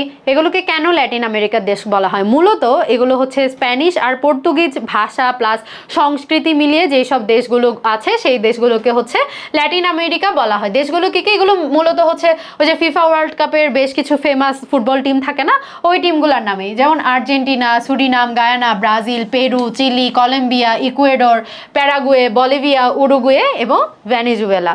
ঠিক আছে, এগুলো হচ্ছে ল্যাটিন আমেরিকার দেশ। এরপর আসি মেলানেশিয়া দেশ। মেলানেশিয়া কথাটি কিসের সাথে পরিচিত, কিসের সাথে সিমিলার? মেলানিন। এখন মেলানিন কি? মেলানিন হচ্ছে আমাদের স্কিনে কি উৎপাদন করে? আমাদের স্কিনকে প্রোটেক্ট করে কিসে থেকে?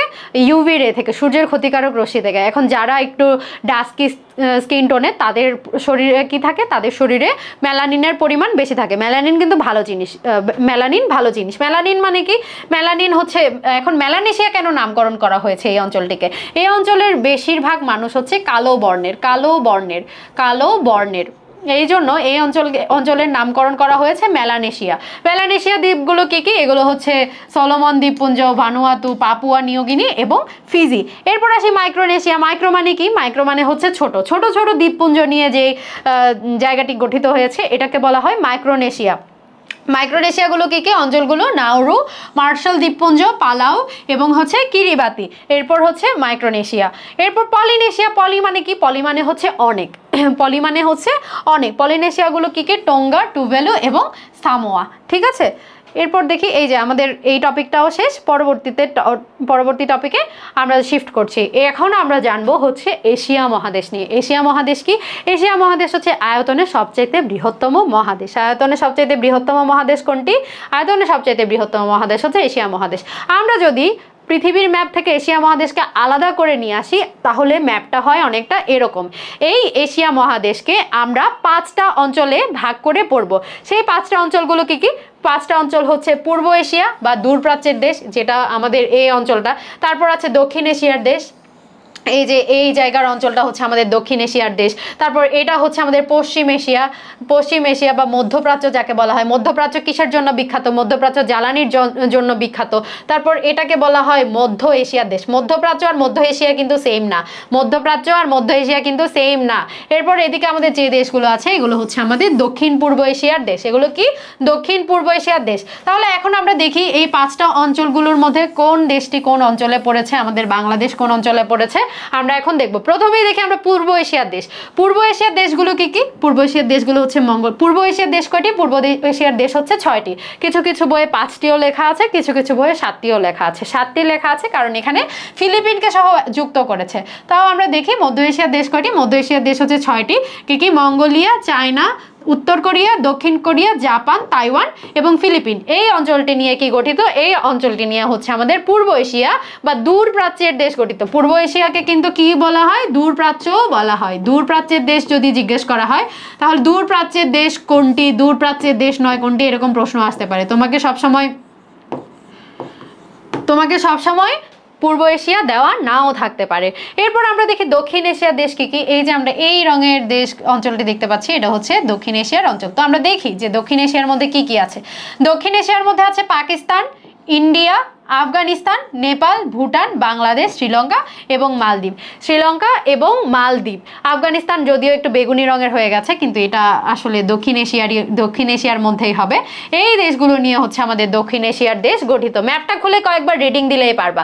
তারপর আমরা দক্ষিণ পূর্ব এশিয়ার দেশ দেখি। দক্ষিণ পূর্ব এশিয়ার দেশ কয়টি? দক্ষিণ পূর্ব এশিয়ার দেশ হচ্ছে 11টি। এই যে আমরা এইদিকে লাল রঙের জায়গাটি দেখতে পাচ্ছি, এটা হচ্ছে আমাদের দক্ষিণ পূর্ব এশিয়া। মিয়ানমার থেকে শুরু করে মূলত এগুলো কি কি? মিয়ানমার, লাওস, ভিয়েতনাম, থাইল্যান্ড, তারপর হচ্ছে মালয়েশিয়া, সিঙ্গাপুর, ব্রুনাই। তারপর এখানে এখানে পূর্ব তিমুর একটি দেশ আছে। পূর্ব তিমুর হচ্ছে সর্বশেষ এশিয়া মহাদেশের সর্বশেষ স্বাধীন দেশ। সর্বশেষ স্বাধীন দেশ কোনটি? সর্বশেষ স্বাধীন দেশ হচ্ছে পূর্ব তিমুর। সম্ভবত 2011 সালে পূর্ব তিমুর গঠিত হয়েছিল। তো আমরা দেখি দক্ষিণ পূর্ব এশিয়ার এই যে দেশগুলোর নাম লেখা আছে Myanmar, Thailand, Laos, Cambodia, Vietnam, Malaysia, Singapore, Brunei, Philippines, Indonesia এবং পূর্ব তিমুর। এরপর আসি পশ্চিম এশিয়ার দেশ বা মধ্যপ্রাচ্যের দেশ আমরা যাকে বলি। মধ্যপ্রাচ্য কিসের জন্য বিখ্যাত? জ্বালানির জন্য বিখ্যাত। দেশগুলো কি কি? ইরান, ইয়েমেন, ওমান, সংযুক্ত আরব আমিরাত, সৌদি আরব। সৌদি আরব আর সংযুক্ত আরব আমিরাত কিন্তু সেম না। জর্ডান, ইসরায়েল, সিরিয়া, লেবানন, তুরস্ক, আজারবাইজান এবং আর্মেনিয়া।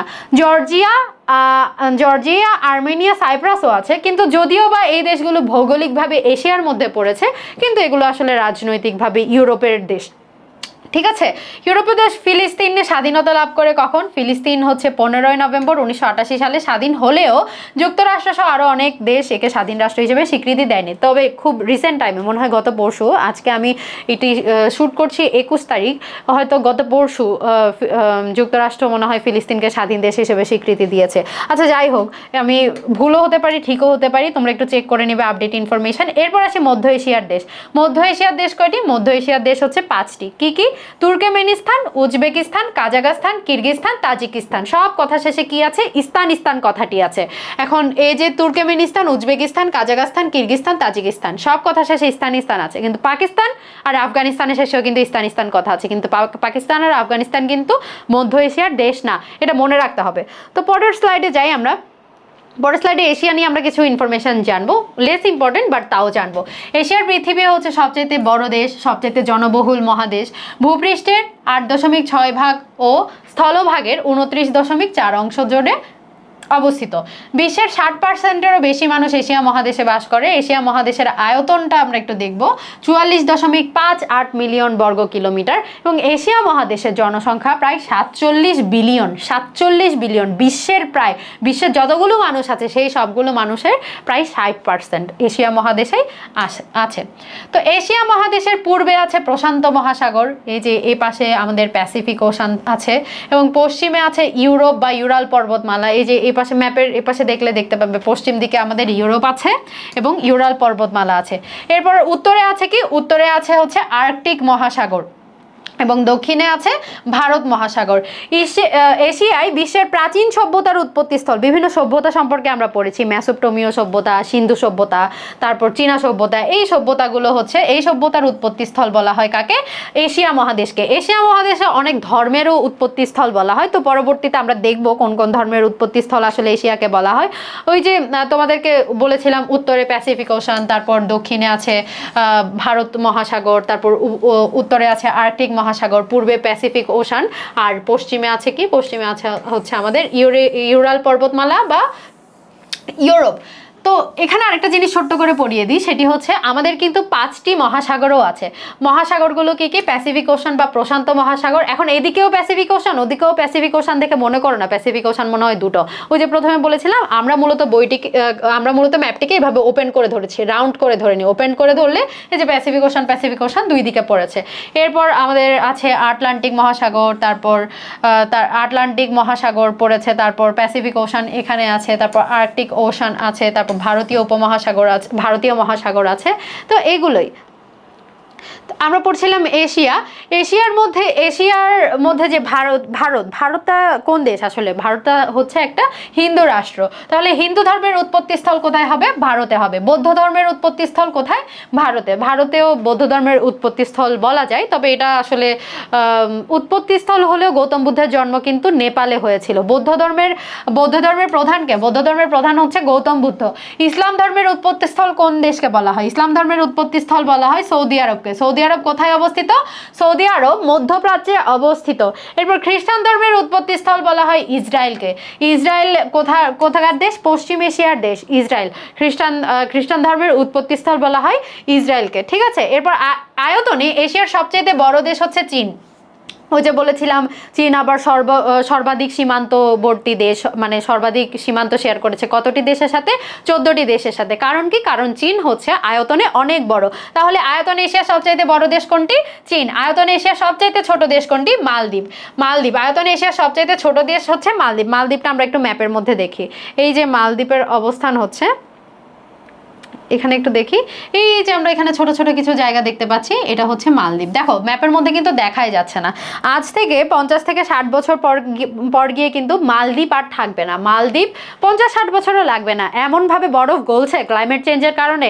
এই যে 15-20 বছর পর মালদ্বীপ থাকে কিনা দেখো। তো মালদ্বীপ যেহেতু পানির নিচে তলিয়ে যাবে, এই ক্লাইমেট চেঞ্জের জন্য কোন রাষ্ট্রগুলো দায়ী? আসলে বৃহৎ বৃহৎ রাষ্ট্রগুলো, যারা কি বলবো কলকারখানা তৈরি করছে, যারা উন্নত জীবনযাপন করছে, তাদের কারণেই তো ক্লাইমেটটা বাড়ছে, তাই না?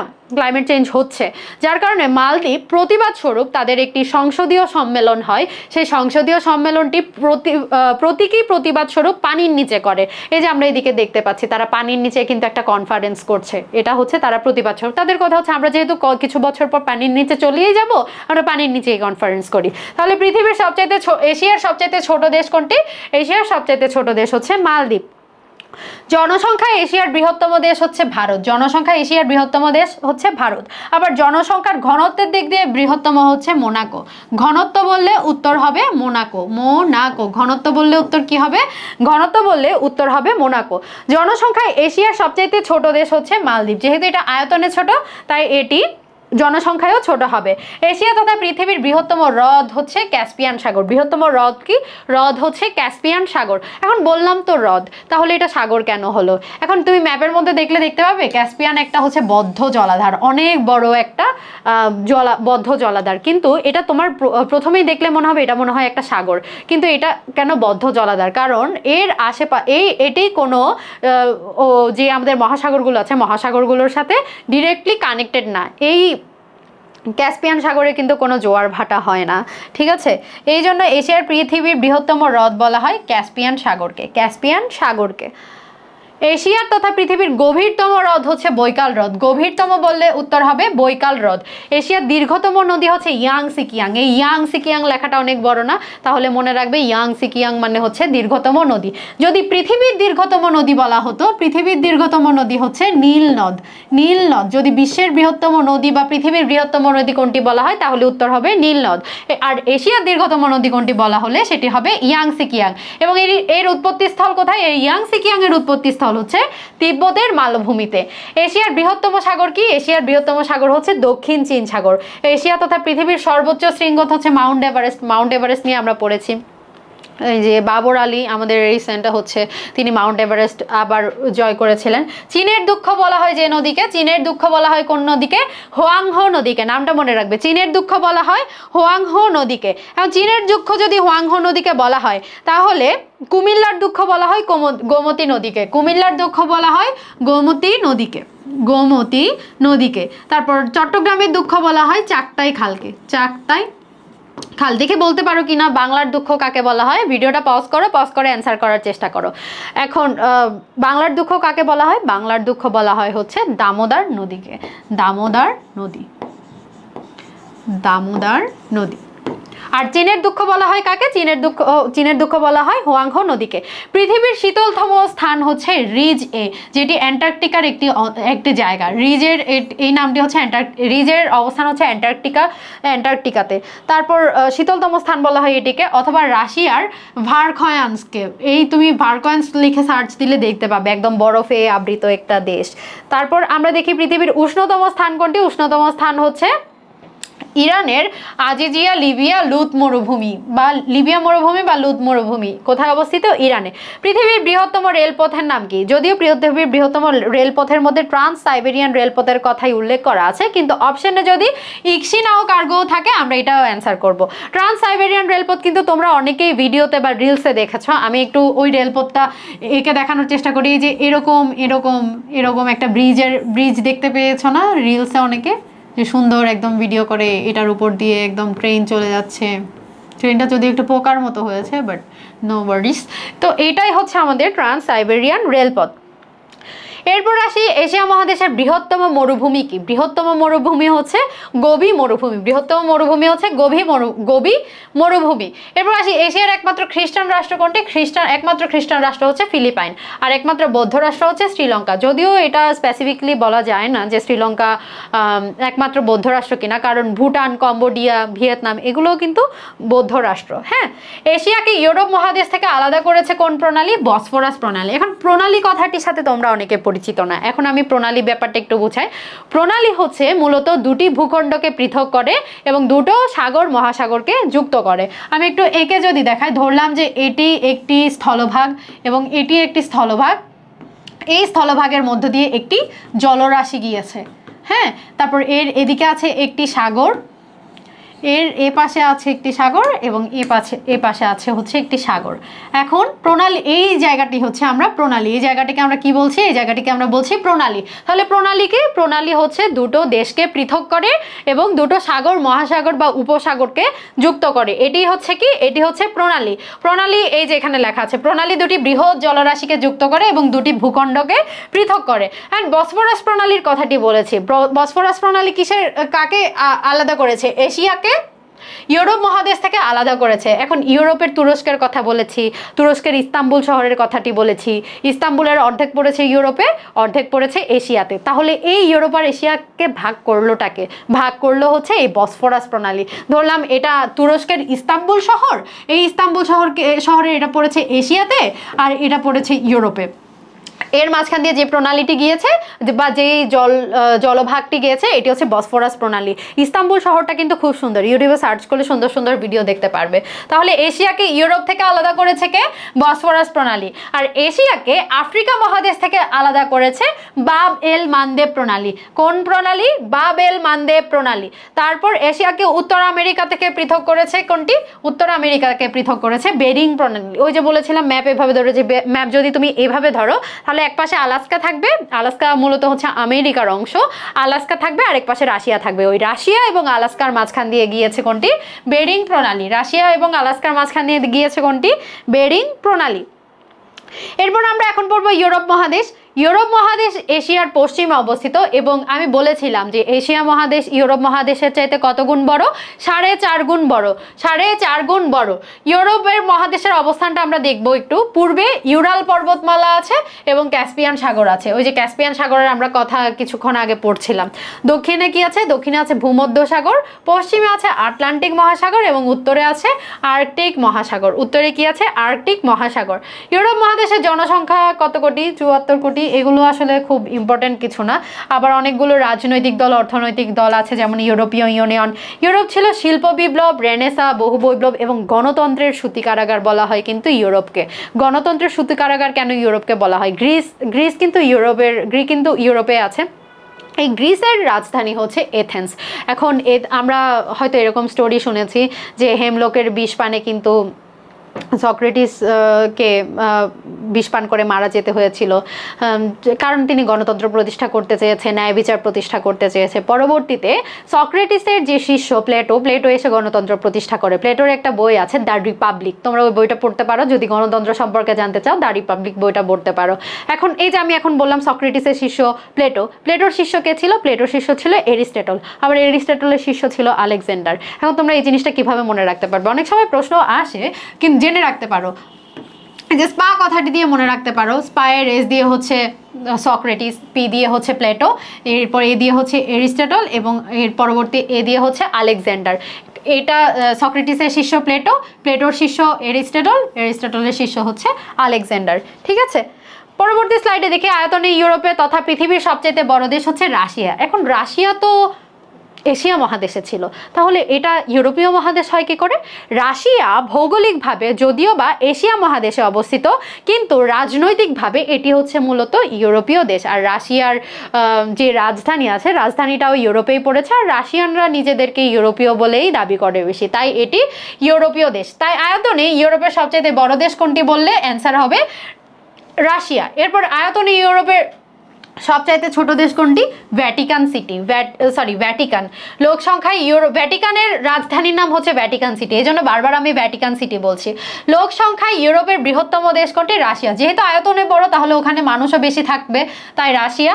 লোক সংখ্যায় ছোট হচ্ছে ভ্যাটিকান সিটি, যেহেতু আয়তনে ভ্যাটিকান সিটি ছোট তাই লোক সংখ্যায়ও ছোট হবে কোনটি? Vatican city. ইউরোপের দীর্ঘতম নদীর নাম হচ্ছে কি? ভলগা। ইউরোপের দীর্ঘতম নদীর নাম কি? ভলগা। আর উচ্চতম পর্বতশৃঙ্গ হচ্ছে মাউন্ট ব্ল্যাঙ্ক। এশিয়া মহাদেশে উচ্চতম পর্বতশৃঙ্গ ছিল মাউন্ট এভারেস্ট এবং এখানে হচ্ছে মাউন্ট ব্ল্যাঙ্ক।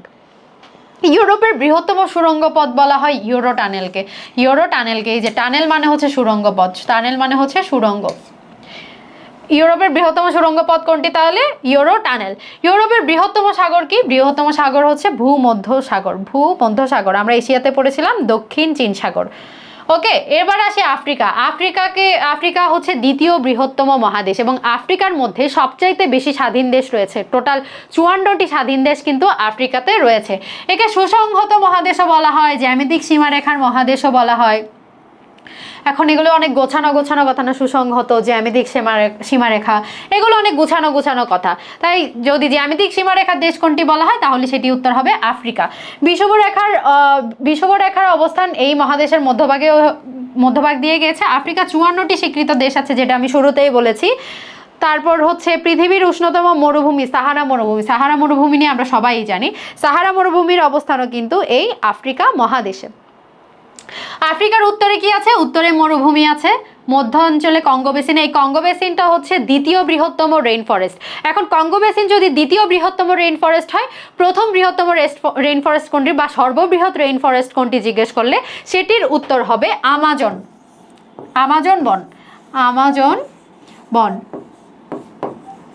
আমাজন বন হচ্ছে সর্ববৃহৎ রেইন ফরেস্ট। আর দ্বিতীয় বৃহত্তম রেইন ফরেস্ট হচ্ছে কঙ্গো বেসিন।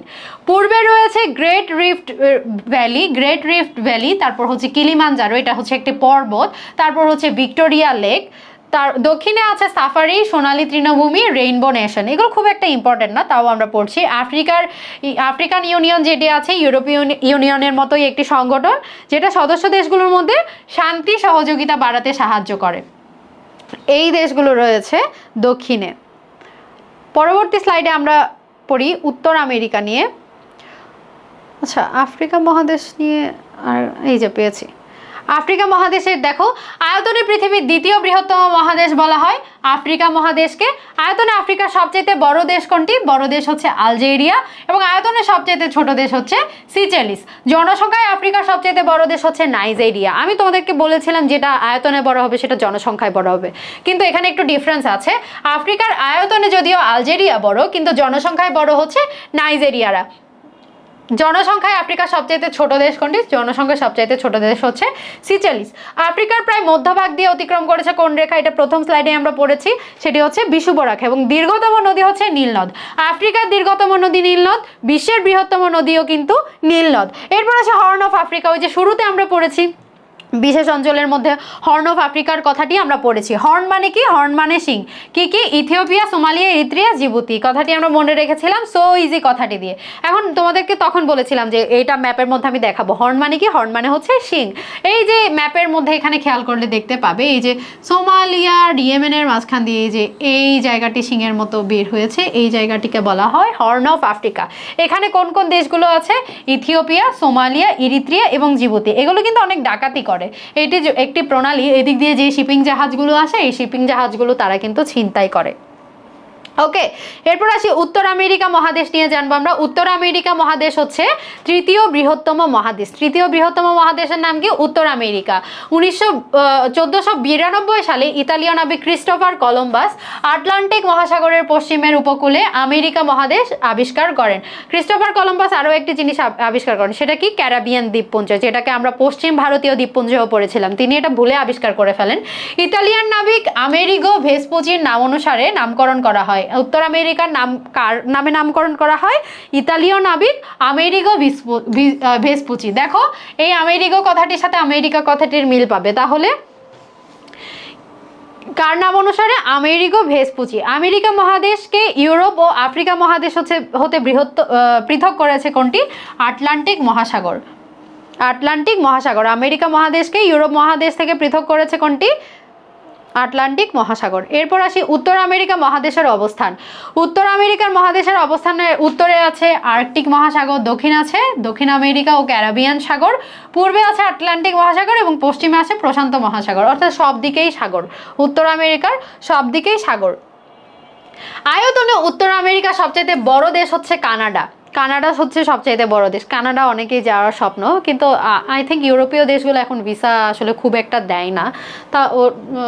তাও কানাডা অনেকের ড্রিম থাকে, অনেক কষ্ট করতে হয়। আয়তনে উত্তর আমেরিকার সবচেয়ে বড় দেশ কোনটি? বড় দেশ হচ্ছে কানাডা। কানাডা কিন্তু আবার কমনওয়েলথেরও অন্তর্ভুক্ত। আয়তনে উত্তর আমেরিকার ছোট দেশ কোনটি? ছোট দেশ হচ্ছে সেন্ট কিটস অ্যান্ড নেভিস। এটা আমি মনে রাখি কিট কথাটি দিয়ে। এখন কিট কি জিনিস? কিট হচ্ছে অনেক ছোট একটা জিনিস, ওই ছোট জিনিসটা ছোট ছোট দিয়ে মনে রাখে। আয়তনে উত্তর আমেরিকার সবচেয়ে ছোট দেশ কি? Saint Kitts and Nevis. জনসংখ্যায় উত্তর আমেরিকার সবচেয়ে বড় দেশ কোনটি? সবচাইতে বড় দেশ হচ্ছে যুক্তরাষ্ট্র। আর জনসংখ্যায় উত্তর আমেরিকার সবচেয়ে ছোট দেশ কোনটি? যদি গ্রানাডা থাকে গ্রানাডা উত্তর হবে, এবং সেন্ট কিটস অ্যান্ড নেভিস থাকলে সেন্ট কিটস অ্যান্ড নেভিস উত্তর হবে। উত্তর আমেরিকার সর্বোচ্চ পর্বতশৃঙ্গ কি? ম্যাককিনলি, যার বর্তমান নাম হচ্ছে মাউন্ট ডেনালি। মাউন্ট ডেনালি, যদি অপশানে মাউন্ট ডেনালি থাকে মাউন্ট ডেনালি অ্যান্সার করবে। আর আমেরিকার দীর্ঘতম নদী হচ্ছে মিসিসিপির মিসৌরি। আমি মনে রাখি মাসি পিসি কথাটি দিয়ে। মাসি পিসি কি? আমার মাসি পিসি অনেক লম্বা, এভাবে মনে রাখতে পারি যে আমেরিকার দীর্ঘতম নদীর নাম কি? মিসিসিপি মিসৌরির। ওকে, এরপর আসি আমরা দক্ষিণ আমেরিকা। উত্তর আমেরিকা নিয়ে পড়লাম, দক্ষিণ আমেরিকা নিয়ে পড়লাম। দক্ষিণ আমেরিকা কি? দক্ষিণ আমেরিকা হচ্ছে চতুর্থ বৃহত্তম মহাদেশ। চতুর্থ বৃহত্তম মহাদেশ অবস্থিত। 12টি রাষ্ট্রের মধ্যে 10টি রাষ্ট্রকে ল্যাটিন এবং অধিকাংশ দেশের জাতীয় ভাষা কি? ল্যাটিন। সবচাইতে বড় রেইন ফরেস্ট, ওই যে বলেছিলাম সবচাইতে বৃহত্তম রেইন ফরেস্ট কোনটি বললে? আমাজন বন সবচাইতে। আর দ্বিতীয় বৃহত্তম রেইন ফরেস্টের নাম কি ছিল? Congo basin. দ্বিতীয় বৃহত্তম রেইন ফরেস্টের নাম কি ছিল? Congo basin. আর সর্ববৃহৎ রেইন ফরেস্টের নাম কি? আমাজন বন। এই মহাদেশে অবস্থিত পৃথিবীর সবচাইতে লম্বা পর্বত শ্রেণী অ্যান্ডিজ পর্বতমালা এই মহাদেশে অবস্থিত। এবং পৃথিবীর সবচেয়ে শুষ্ক জায়গা আটাকা মরুভূমি এই মহাদেশে অবস্থিত। ব্রাজিল আর আর্জেন্টিনার যে দুটো দেশ আছে এগুলো কিন্তু দক্ষিণ আমেরিকাতে অবস্থিত। আমি প্রথমে ভাবতাম ব্রাজিল আর আর্জেন্টিনা এগুলো মনে হয় আফ্রিকা মহাদেশের, কিন্তু না, দেখলাম হচ্ছে ব্রাজিল আর আর্জেন্টিনা হচ্ছে দক্ষিণ আমেরিকার। ওকে, দক্ষিণ আমেরিকা নিয়ে কিছু ইম্পর্টেন্ট ইনফরমেশন জানি আমরা। উত্তরে আছে ক্যারিবিয়ান সাগর, আর যেটি উত্তর আমেরিকার সাথে সংযোগ করেছে, এই ক্যারিবিয়ান সাগরটা হচ্ছে উত্তর আমেরিকা এবং দক্ষিণ আমেরিকাকে পৃথক করেছে। পূর্বে আছে আটলান্টিক মহাসাগর, পশ্চিমে আছে প্রশান্ত মহাসাগর এবং দক্ষিণে আছে ড্রেক প্যাসেজ। আর ড্রেক প্যাসেজ জিনিসটা একটু দেখায়। এটা হচ্ছে আমাদের দক্ষিণ আমেরিকার শেষ অঞ্চল এবং এটা হচ্ছে আমাদের অ্যান্টার্কটিকার শেষ অঞ্চল। হ্যাঁ, এই দুটো শিঙের মতো জায়গার বা লেজের মতো জায়গার মাঝখান দিয়ে একটি জায়গা গেছে, এটাকে বলা হয় ড্রেক প্যাসেজ। ড্রেক প্যাসেজ জায়গাটিতে না অনেক বেশি ঝড় জলোচ্ছ্বাস হয়, কারণ 3টা মহাসাগরের সংযোগস্থল এটি। সাউথ প্যাসিফিক ওশান, তারপর সাউদার্ন ওশান, তারপর সাউথ আটলান্টিকে 3টা যখন মহাসাগর এক জায়গায় হয় তখন এখানে ঝড় জলোচ্ছ্বাস হবে, এটাই স্বাভাবিক। যে জাহাজগুলো থাকে জাহাজগুলো নিয়ে যাওয়া খুব বেশি অনেক কষ্ট হয় এই জাহাজগুলো দিয়ে, যেহেতু এখানে ঝড় জলোচ্ছ্বাস বেশি থাকে। হ্যাঁ, এরপর আয়তনে দক্ষিণ আমেরিকার বৃহত্তম দেশ কোনটি? দক্ষিণ আমেরিকার বৃহত্তম দেশ হচ্ছে ব্রাজিল। বৃহত্তম আর ব কথাটি আছে, বৃহত্তমেরও ব এবং ব্রাজিলেরও ব। তাহলে বৃহত্তম দেশ কোনটি হবে? বৃহত্তম দেশ দক্ষিণ আমেরিকার হবে ব্রাজিল। আর আয়তনে ক্ষুদ্রতম হবে সুরিনাম। জনসংখ্যায় বৃহত্তম হবে ব্রাজিল যেহেতু আয়তনে বড়। তাই জনসংখ্যায়ও বড় হবে। জনসংখ্যায় ক্ষুদ্রতম হচ্ছে সুরিনাম, যেহেতু আয়তনে ছোট তাই জনসংখ্যায়ও ছোট হবে। দক্ষিণ আমেরিকার সর্বোচ্চ পর্বতমালা হচ্ছে আন্দিজ পর্বতমালা। আন্দিজ পর্বতমালা হচ্ছে সর্বোচ্চ পর্বতমালা। আর দক্ষিণ আমেরিকার দীর্ঘতম নদী হচ্ছে আমাজন। এখন আমি তো আমাজন বনের কথা বলেছি, এখন নদী আবার কেন আমাজন বলছি? আমাজন বনের ধার ঘেঁষে, আমাজন নদীর তীরে এই বনটি গড়ে উঠেছে দেখে একে আমাজন বন নাম করা হয়েছে। আমাজন মূলত হচ্ছে নদীর নাম, যেহেতু আমাজন নদীর তীরবর্তী জায়গায় এই বনটি গড়ে উঠেছে তাই এর নাম হচ্ছে আমাজন বন। পরের স্লাইডে দেখি আমরা ক্যারিবিয়ান অঞ্চল, এটা আমরা পড়ে ফেলেছি। ল্যাটিন আমেরিকার অঞ্চলটা পড়ি আমরা। ল্যাটিন আমেরিকা ওই যে বলেছিলাম বৃহৎ বৃহৎ যে ফুটবল টিমগুলো আছে, ওই ফুটবল টিমগুলোর অঞ্চল হচ্ছে ক্যারিবিয়ান অঞ্চল। এরপর আছে আমাদের ওশেনিয়া মহাদেশ, যাকে অস্ট্রেলিয়া মহাদেশও বলা হয়। অস্ট্রেলিয়া মহাদেশ আর বা ওশেনিয়া মহাদেশ যাই বলি না কেন, এটি হচ্ছে আয়তনের দিকে সবচাইতে ছোট মহাদেশ, সবচাইতে ছোট মহাদেশ। এই যে তোমাদেরকে শুরুতে একটা বিড়ালিকে দেখিয়েছিলাম যে অস্ট্রেলিয়া মহাদেশের সাথে খেলা করছে, এই যে আয়তনে ছোট হওয়ার কারণে। এই যে এই চিত্রটা এখন প্রপার আছে, তখন তো আমি প্রপারলি আঁকতে পারিনি। এই যে the world is a cat playing with Australia, যেহেতু অস্ট্রেলিয়া অনেক ছোট, সবচাইতে ছোট। তো অস্ট্রেলিয়া নিয়ে চলো জানি। ওশেনিয়া মহাদেশের প্রশান্ত মহাসাগরের বিস্তীর্ণ অংশ জুড়ে অবস্থিত ছোট বড় দ্বীপপুঞ্জ নিয়ে গঠিত সবচেয়ে ছোট মহাদেশ। এটি প্রশান্ত মহাসাগরের পশ্চিমে অবস্থিত এবং স্বাধীন দেশের সংখ্যা কয়টি? এখানে স্বাধীন দেশের সংখ্যা হচ্ছে 14টি। আয়তনে ওশেনিয়ার বৃহত্তম দেশ হচ্ছে অস্ট্রেলিয়া। এই অস্ট্রেলিয়া হচ্ছে একটি দেশ এবং অস্ট্রেলিয়ার নামে কিন্তু এই মহাদেশের নামকরণ করা হয়। আয়তনে ওশেনিয়ার ক্ষুদ্রতম দেশ কোনটি? ক্ষুদ্রতম দেশ হচ্ছে নাউরু। যেহেতু জনসংখ্যায় আয়তনে বৃহত্তম অস্ট্রেলিয়া, তাহলে জনসংখ্যায়ও বৃহত্তম হবে অস্ট্রেলিয়া। আর আয়তনে ক্ষুদ্র যেহেতু নাউরু, এই জন্য জনসংখ্যায়ও হবে নাউরু। অস্ট্রেলিয়ার দীর্ঘতম নদী কোনটি? দীর্ঘতম নদী হচ্ছে মারে ডার্লিং। মারে ডার্লিং কথাটি আমার কাছে মার ডার্লিং এর মতো লাগে, আবার অনেকের কাছে মেরি ডার্লিং এর মতো লাগে।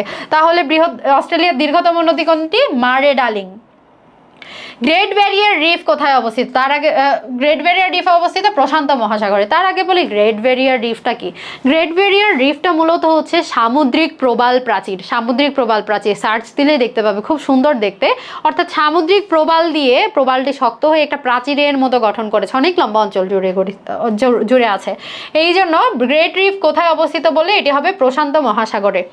ওশেনিয়া মহাদেশের উষ্ণতম ও শীতলতম মাস হচ্ছে জানুয়ারি এবং জুলাই, যেটা আমাদের বাংলাদেশের উল্টো। আমাদের বাংলাদেশে জুলাইয়ের দিকে আস্তে আস্তে গরম পড়া শুরু করে, জানুয়ারির দিকে শীত থাকে, কিন্তু ওদের উল্টো। উষ্ণতম মাস হচ্ছে জানুয়ারি এবং শীতলতম মাস হচ্ছে জুলাই। ওশেনিয়া মহাদেশের সর্বোচ্চ পর্বতশৃঙ্গের নাম হচ্ছে পুঞ্চাক জায়া। আমি মনে রাখি এটা পাঁচটি মহাদেশ দিয়ে, মানে পুঞ্চাক যায়, মানে 5টি পর্বত দিয়ে মনে রাখি। 5টি পর্বত পরপর সাজালে তো অনেক বড় হবে। তাহলে বৃহত্তম পর্বতশৃঙ্গের নাম কি? বৃহত্তম পর্বতশৃঙ্গের নাম হচ্ছে পুঞ্চাক জায়া। এরপর আসি এই যে মেলানেশিয়া, মাইক্রোনেশিয়া, পলিনেশিয়াও আমরা পড়েছি। এখন আসি আমাদের অ্যান্টার্কটিকা মহাদেশ। এই অ্যান্টার্কটিকা মহাদেশের মধ্যে কোনো প্রাণী থাকে না, প্রাণী থাকে, মানুষ থাকে না, কোনো মানুষ থাকে না। এখানে কোনো গাছপালা নেই, গাছপালা টিকে থাকতে পারে না। এখানে এত ঠান্ডা, মানুষ বসবাসের খুবই অনুপযোগী একটা জায়গা। হ্যাঁ, তো আমরা একটু দেখি অ্যান্টার্কটিকা সম্পর্কে। অ্যান্টার্কটিকা হচ্ছে বসতিহীন, বরফাচ্ছন্ন, বৃষ্টিহীন, গাছহীন। এটা হচ্ছে অ্যান্টার্কটিকাকে উচ্চতম মহাদেশও বলা হয়। পৃথিবীর মোট জমাটবদ্ধ বরফের 90%ই কিন্তু এই মহাদেশে রয়েছে। এটির প্রধান বৈশিষ্ট্য হচ্ছে এটা তুষারমণ্ডিত এবং এর প্রধান খনিজ পদার্থ হচ্ছে কয়লা। এটি জনবসতিহীন, শীতলতম মহাদেশ এবং উচ্চতম স্থান হচ্ছে ভিনসন। এই যে পুরুত্বটা আছে, অর্থাৎ অ্যান্টার্কটিকা মহাদেশ তো বরফে ঢাকা হলেও এর একটা পুরুত্ব আছে না? এই পুরুত্বটা প্রায় 3টি বুর্জ খলিফার সমান। এই পুরুত্বটা প্রায় অলমোস্ট 3টি বুর্জ খলিফার সমান এবং পুরুত্বটার যে দৈর্ঘ্য সেটা হচ্ছে 1.9 কিলোমিটার। 1.9 কিলোমিটার। ওকে, আমাদের অ্যান্টার্কটিকা মহাদেশ পড়া শেষ, আমাদের 7টা মহাদেশ পড়া শেষ। 7টা মহাদেশকে আমরা এই ছকের মধ্যে একদম গুছিয়ে দিয়েছি। এই ছকের মধ্যে আমরা 7টা মহাদেশ নিয়ে যা যা তথ্য পড়েছি এই তথ্যগুলো এখানে গোছানো আছে। এখানে শুধু একটা জিনিস আমি তোমাদেরকে দেখাই, এখানে এশিয়া মহাদেশের সর্বশেষ স্বাধীন দেশ হচ্ছে পূর্ব তিমুর। আর যদি পুরো বিশ্বের সর্বশেষ স্বাধীন দেশ বলে তখন অ্যান্সার হবে দক্ষিণ সুদান। পৃথিবীর সর্বশেষ স্বাধীন দেশ বললে হবে দক্ষিণ সুদান। 195তম দেশ কোনটি বললে হবে, তাও অ্যান্সার হবে দক্ষিণ সুদান। আর যদি বলে যে এশিয়ার সর্বশেষ স্বাধীন দেশ কোনটি, তখন হবে পূর্ব তিমুর।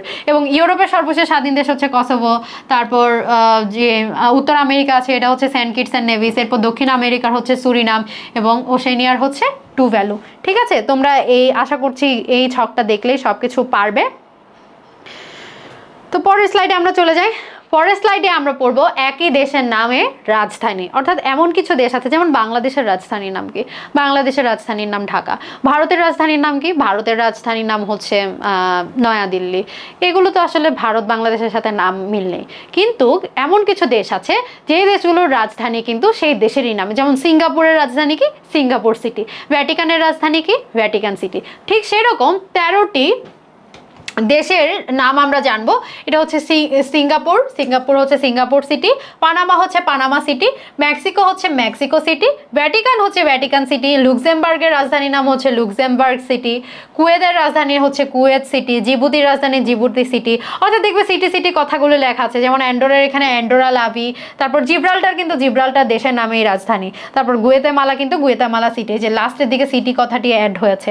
তারপর হচ্ছে মোনাকো, মোনাকো। সান মেরিনো, সান মেরিনো।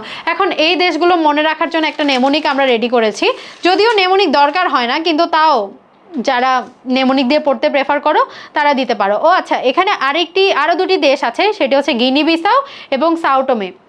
আমি লিখে দিচ্ছি এখানে, এই যে গিনি বিসাউ, গিনি বিসাউ। এই গিনি বিসাউয়ের রাজধানী কিন্তু বিসাউ, বিসাউ। আর সাও টোমে যেটা আছে, সাও টোমে,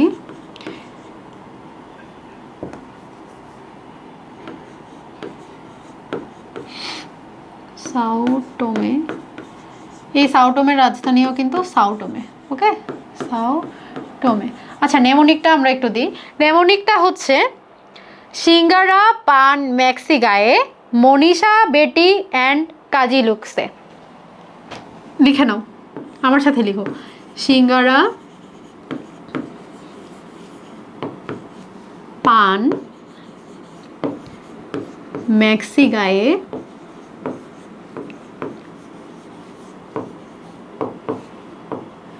মনীষা বেটি অ্যান্ড কাজী লুক্সে, কাজী লুক্সে। এই যে সিঙ্গারা দিয়ে আমরা মনে রাখবো সিঙ্গাপুর, পান দিয়ে মনে রাখবো পানামা, মেক্সি দিয়ে মনে রাখবো মেক্সিকো, তারপর গায়ে দিয়ে মনে রাখবো গিনি বিসাউ, তারপর মনীষার ম দিয়ে আমরা মনে রাখবো মোনাকো, তারপর ন দিয়ে মনে রাখবো আমরা, স দিয়ে মনে রাখবো আমরা সাও টোমে বা সান মেরিনো, তারপর বেটি দিয়ে মনে রাখবো আমরা ভ্যাটিকান, অ্যান্ড দিয়ে মনে রাখবো আমরা অ্যান্ডোরা, তারপর কাজী দিয়ে মনে রাখবো আমরা কি মনে রাখতে পারি? কাজী দিয়ে কুয়েত মনে রাখতে পারি, জি দিয়ে জিবুতি মনে রাখতে পারি, লুক্স দিয়ে মনে রাখবো আমরা লুক্সেমবার্গ। অর্থাৎ সিঙ্গারা পান মেক্সিগায়ে মনীষা বেটি অ্যান্ড কাজী লুক্সে, এই কথাটি দিয়ে আমরা মনে রাখবো যে সকল দেশের রাজধানীর নাম দেশের নামে, অর্থাৎ দেশের নাম এবং রাজধানীর নাম সেম। পরবর্তী স্লাইডে আমরা দেখি, পরবর্তী স্লাইডে এই যে আমরা 5টি অঞ্চলে ভাগ করে ফেলেছি না, এখন এই ভাগগুলো, যেমন আমরা এখন জানবো পূর্ব এশিয়ার যে দেশগুলো রয়েছে ওই পূর্ব এশিয়ার দেশগুলোর রাজধানীর নাম এবং তারা কি ভাষায় কথা বলে। তারপর আমরা একইভাবে দক্ষিণ এশিয়া, দক্ষিণ পূর্ব এশিয়া, পশ্চিম এশিয়া, মধ্য এশিয়াও জানবো। তো প্রথমেই আমরা দেখি পূর্ব এশিয়া বা দূরপ্রাচ্যের দেশগুলো যেগুলো আছে। দূরপ্রাচ্যের দেশ কয়টি? 6টি। কি কি? চায়না, মঙ্গোলিয়া, কোরিয়া, উত্তর কোরিয়া, দক্ষিণ কোরিয়া, জাপান এবং তাইওয়ান। আমরা দেখি প্রথমে চায়নার রাজধানীর নাম কি? চায়নার রাজধানী হচ্ছে বেইজিং। এবং মঙ্গোলিয়ার রাজধানীর নাম কি? মঙ্গোলিয়ার রাজধানীর নাম হচ্ছে উলান বাটর। আমি এটা ভেবে মনে রাখি, মঙ্গোলিয়ানরা বাটার বেশি খায়। মঙ্গোলিয়ারা কি খায়? বাটার বেশি খায়। আর এটা তোমরা চাবি দিয়ে মনে রাখতে পারো, চায়নার রাজধানীর নাম হচ্ছে বেইজিং, মঙ্গোলিয়ানরা বাটার বেশি খায়। আর কোরিয়ার, উত্তর কোরিয়া, দক্ষিণ কোরিয়া হচ্ছে পিয়ং ইয়ং এবং রাজধানীর নাম হচ্ছে সিউল, এবং রাজধানীর নাম হচ্ছে সিউল। তারপর হচ্ছে জাপান, জাপানের রাজধানী টোকিও, এটা আমরা সবাই জানি। এবং তাইওয়ানের রাজধানীর নাম হচ্ছে তাইপে। এই যে তা কথাটি আছে, তো দুটোতেই আছে। আর চায়নারা কোন ভাষায় কথা বলবে? চাইনিজ ভাষায় কথা বলবে। এই যে চাইনিজ ভাষাকে আবার ম্যান্দারিন ভাষাও বলা হয়, মান্দারিন ভাষা বা ম্যান্ডারিন ভাষা যাই বলি না কেন এটা বলা হয়। তাহলে চায়নারা চাইনিজ ভাষায় কথা বলবে। আর মঙ্গোলিয়ারা তাহলে কি ভাষায় কথা বলবে? মঙ্গোলিয়ান ভাষায়। কোরিয়ানরা কি ভাষায় কথা বলবে? কোরিয়ার। অনেকেই কোরিয়া যেতে চাও, কোরিয়া যাওয়ার আগে কি করতে হয়? কোরিয়ান ভাষা শিখতে হয় না? তাহলে উত্তর কোরিয়া, দক্ষিণ কোরিয়ার মানুষ কোন ভাষায় কথা বলে? কোরিয়ান ভাষায়। আর জাপানিরা অবশ্যই জাপানিজ ভাষায় বলবে, কিন্তু তাইওয়ানরা কথা বলে মান্দারিন ভাষায়, মান্দারিন ভাষায়। ওকে, এরপরে চলে যাই আমরা দক্ষিণ এশিয়ার দেশগুলো। দক্ষিণ এশিয়ার দেশ রয়েছে আমাদের কয়টি? 8টি। দেশগুলো কি কি? বাংলাদেশ, ভারত, পাকিস্তান, শ্রীলঙ্কা, নেপাল, আফগানিস্তান, মালদ্বীপ, ভুটান। আর বাংলাদেশের রাজধানীর নাম কি? আমরা সবাই জানি বাংলাদেশের রাজধানীর নাম ঢাকা। আর বাংলাদেশের মানুষরা কোন ভাষায় কথা বলে? অবভিয়াসলি বাংলা ভাষায় কথা বলে। এবং ভারতের রাজধানীর নাম কি? ভারতের রাজধানীর নাম হচ্ছে নয়াদিল্লি। নয়াদিল্লি। তাহলে ভারতের কি কি ভাষা থাকে? ভারত কিন্তু অনেক বিশাল একটা রাষ্ট্র, 7টি রাজ্য নিয়ে মনে হয় ভারত গঠিত। আর প্রত্যেকটা রাজ্যে তো আলাদা আলাদা ভাষা, প্রত্যেকটা স্টেটে আলাদা আলাদা ভাষা। ওদের ওখানে ভাষাগুলো কি কি? হিন্দি, বাংলা, তেলেগু, পাঞ্জাবি, তামিল, ইংরেজিও আছে, অনেক জায়গায় ইংরেজিও বলে, কিন্তু এই ভাষাগুলো হচ্ছে ভারতে বলা হয়। আর পাকিস্তানের রাজধানীর নাম কি? ইসলামাবাদ। আমরা ইতিহাস বই পড়ার সময় ইসলামাবাদের কথা অনেক শুনেছি, পাকিস্তানের রাজধানী ইসলামাবাদ।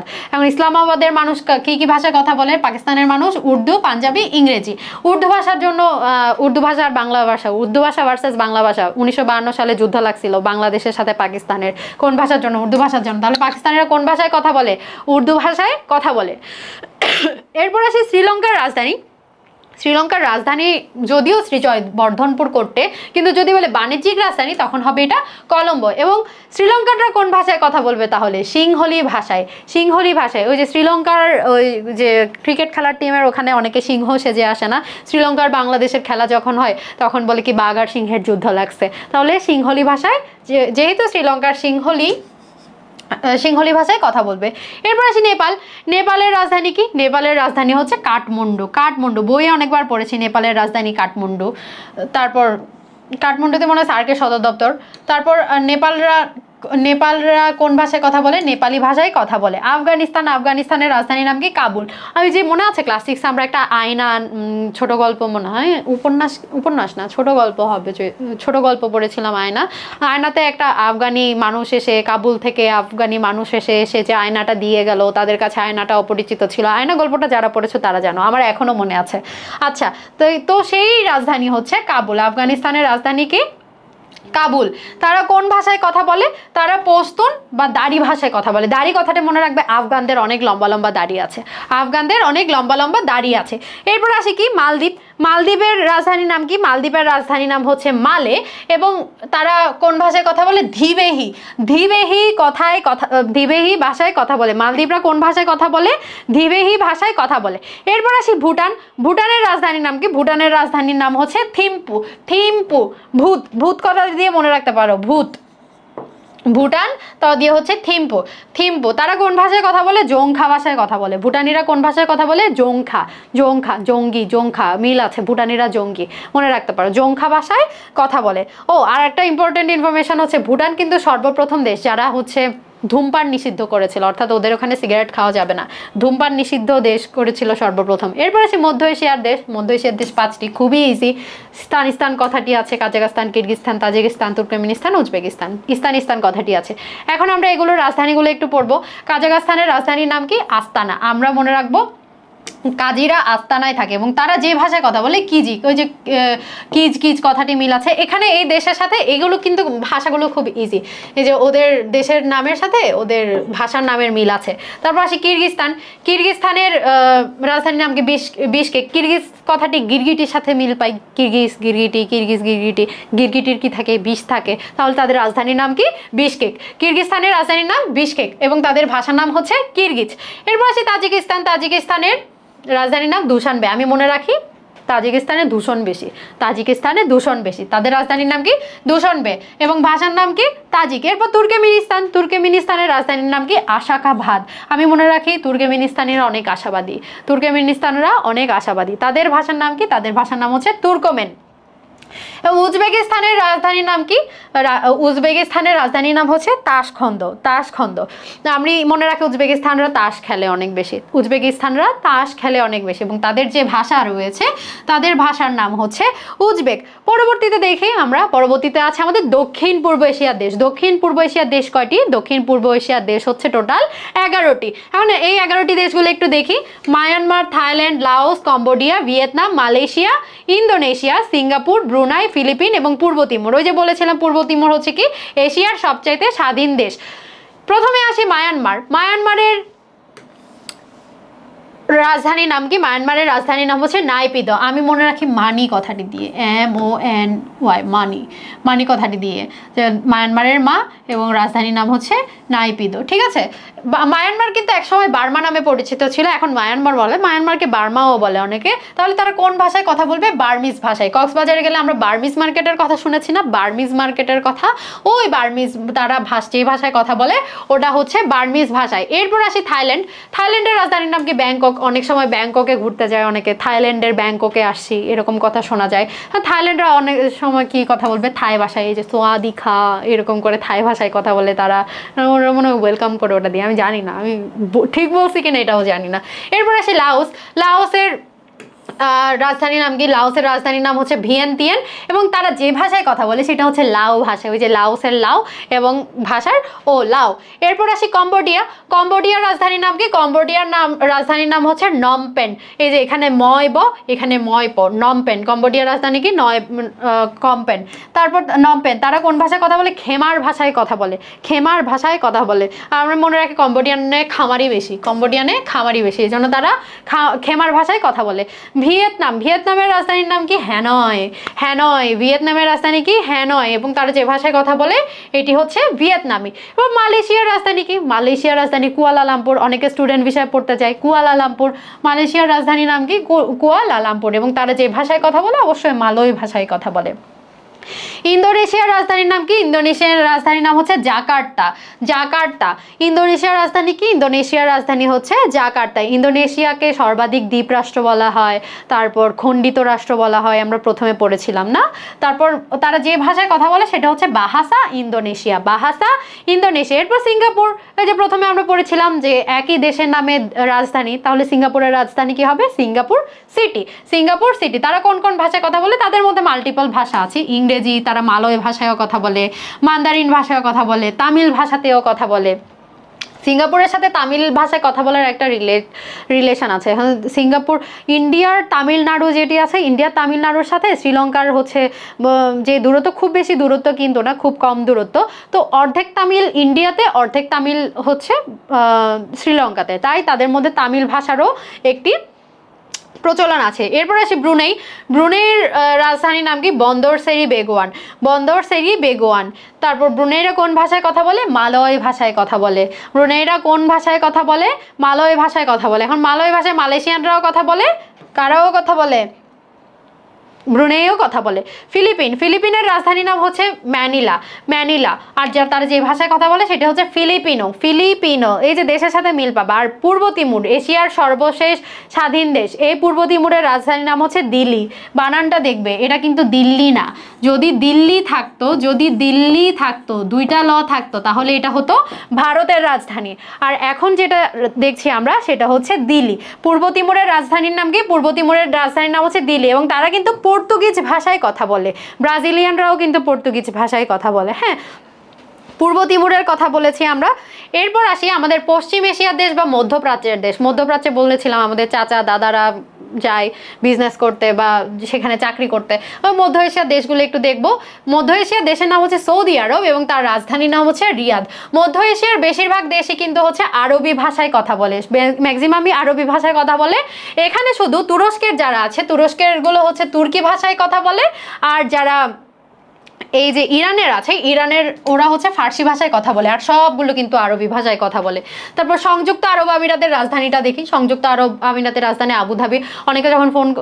অনেকে যখন জিজ্ঞেস করা হয় আপনি কোথায় থাকেন, ও বলে আমি আবুধাবিতে থাকি। সে কিন্তু বলেন আমি সংযুক্ত আরব আমিরাতে থাকি, সে বলে আমি আবুধাবিতে থাকি। ওকে, ইয়েমেনের রাজধানী কি? ইয়েমেনের রাজধানী হচ্ছে সানা। ইয়েমেনের রাজধানী সানা। আর ইসরায়েলের রাজধানী হচ্ছে জেরুজালেম, যেটা নিয়ে ইসরায়েল আর ফিলিস্তিনের মধ্যে মূলত সংঘাতের উৎপত্তি হয়েছিল। জেরুজালেমকে ঘিরে, জেরুজালেমের মধ্যে একটা ধর্মীয় জায়গা আছে যেটা খ্রিস্টানদেরও দাবি করে আবার মুসলমানদেরও দাবি করে। ওই জেরুজালেমকে ঘিরেই মূলত ফিলিস্তিন আর ইসরায়েলের মধ্যে ঝামেলা চলছে। তাহলে ইসরায়েলের রাজধানীর নাম কি? জেরুজালেম। তুরস্কের রাজধানীর নাম হচ্ছে আঙ্কারা। তুরস্কের রাজধানী কি? Ankara, Ankara. ওকে, কুয়েতের রাজধানী হচ্ছে কুয়েত সিটি। আর জর্ডানের রাজধানীর নাম হচ্ছে আম্মান। এখন আমাদের আম্মারা কি খায়? জর্দা খায় না? জর্দা তো খায়। তাহলে জর্ডানের রাজধানীর নাম কি হবে? আম্মান। বাহরাইনের রাজধানী হবে মানামা, মানামা, পানামা না কিন্তু আবার। বাহরাইনের রাজধানী হচ্ছে মানামা। ইরাকের রাজধানী হচ্ছে বাগদাদ, বাগদাদ। বাগদাদ শহর একটা পড়েছে আমরা, যথাসম্ভব পুরো স্টোরিটা মনে পড়ছে না। বাগদাদ থেকে এরকম স্টোরি মনে হয় ক্লাস 5-6 আমরা পড়েছি, ওই যে গায়ের মাংস কেটে দিতে বলে কত পাউন্ডের, এরকম মনে হয় একটা স্টোরি ছিল, কি জানি স্টোরি। তারপর কাতারের রাজধানী হচ্ছে দোহা, কাতারের রাজধানী কি, রাজধানী হচ্ছে দোহা। তারপর হচ্ছে লেবাননের রাজধানী হচ্ছে বৈরুত। লেবু কথাটি দিয়ে মনে রাখতে পারো, অথবা লেবাননের ব আছে, বৈরুতের ব আছে, এটা দিয়ে মনে রাখতে পারো। ইরানের রাজধানী হচ্ছে তেহরান, আমরা নিউজের মধ্যে তেহরান অনেকবার শুনেছি। তেহরান হচ্ছে কি, তেহরান হচ্ছে ইরানের রাজধানী। এরপর আসি ওমানের রাজধানীর নাম কি, ওমানের রাজধানী হচ্ছে মাস্কট শহর নিয়ে আমরা অনেক কিছুই জানি, মাস্কট শহর, ওমানের রাজধানী হচ্ছে মাস্কট। এরপর সিরিয়ার সাথে ওই যে যুদ্ধ লাগছে, সিরিয়ার রাজধানীর নাম কি, সিরিয়ার রাজধানীর নাম হচ্ছে দামাস্ক। ওকে, শেষ আজকের মতো আমাদের ক্লাস এটুকুই। আমরা পরবর্তী ক্লাসে আমরা আরও নতুন টপিক নিয়ে জানবো। তো আজকের ক্লাসটি কেমন লেগেছে অবশ্যই তোমরা কমেন্ট করে জানাবে। আজকের জন্য এটুকুই, সবাইকে আল্লাহ হাফেজ।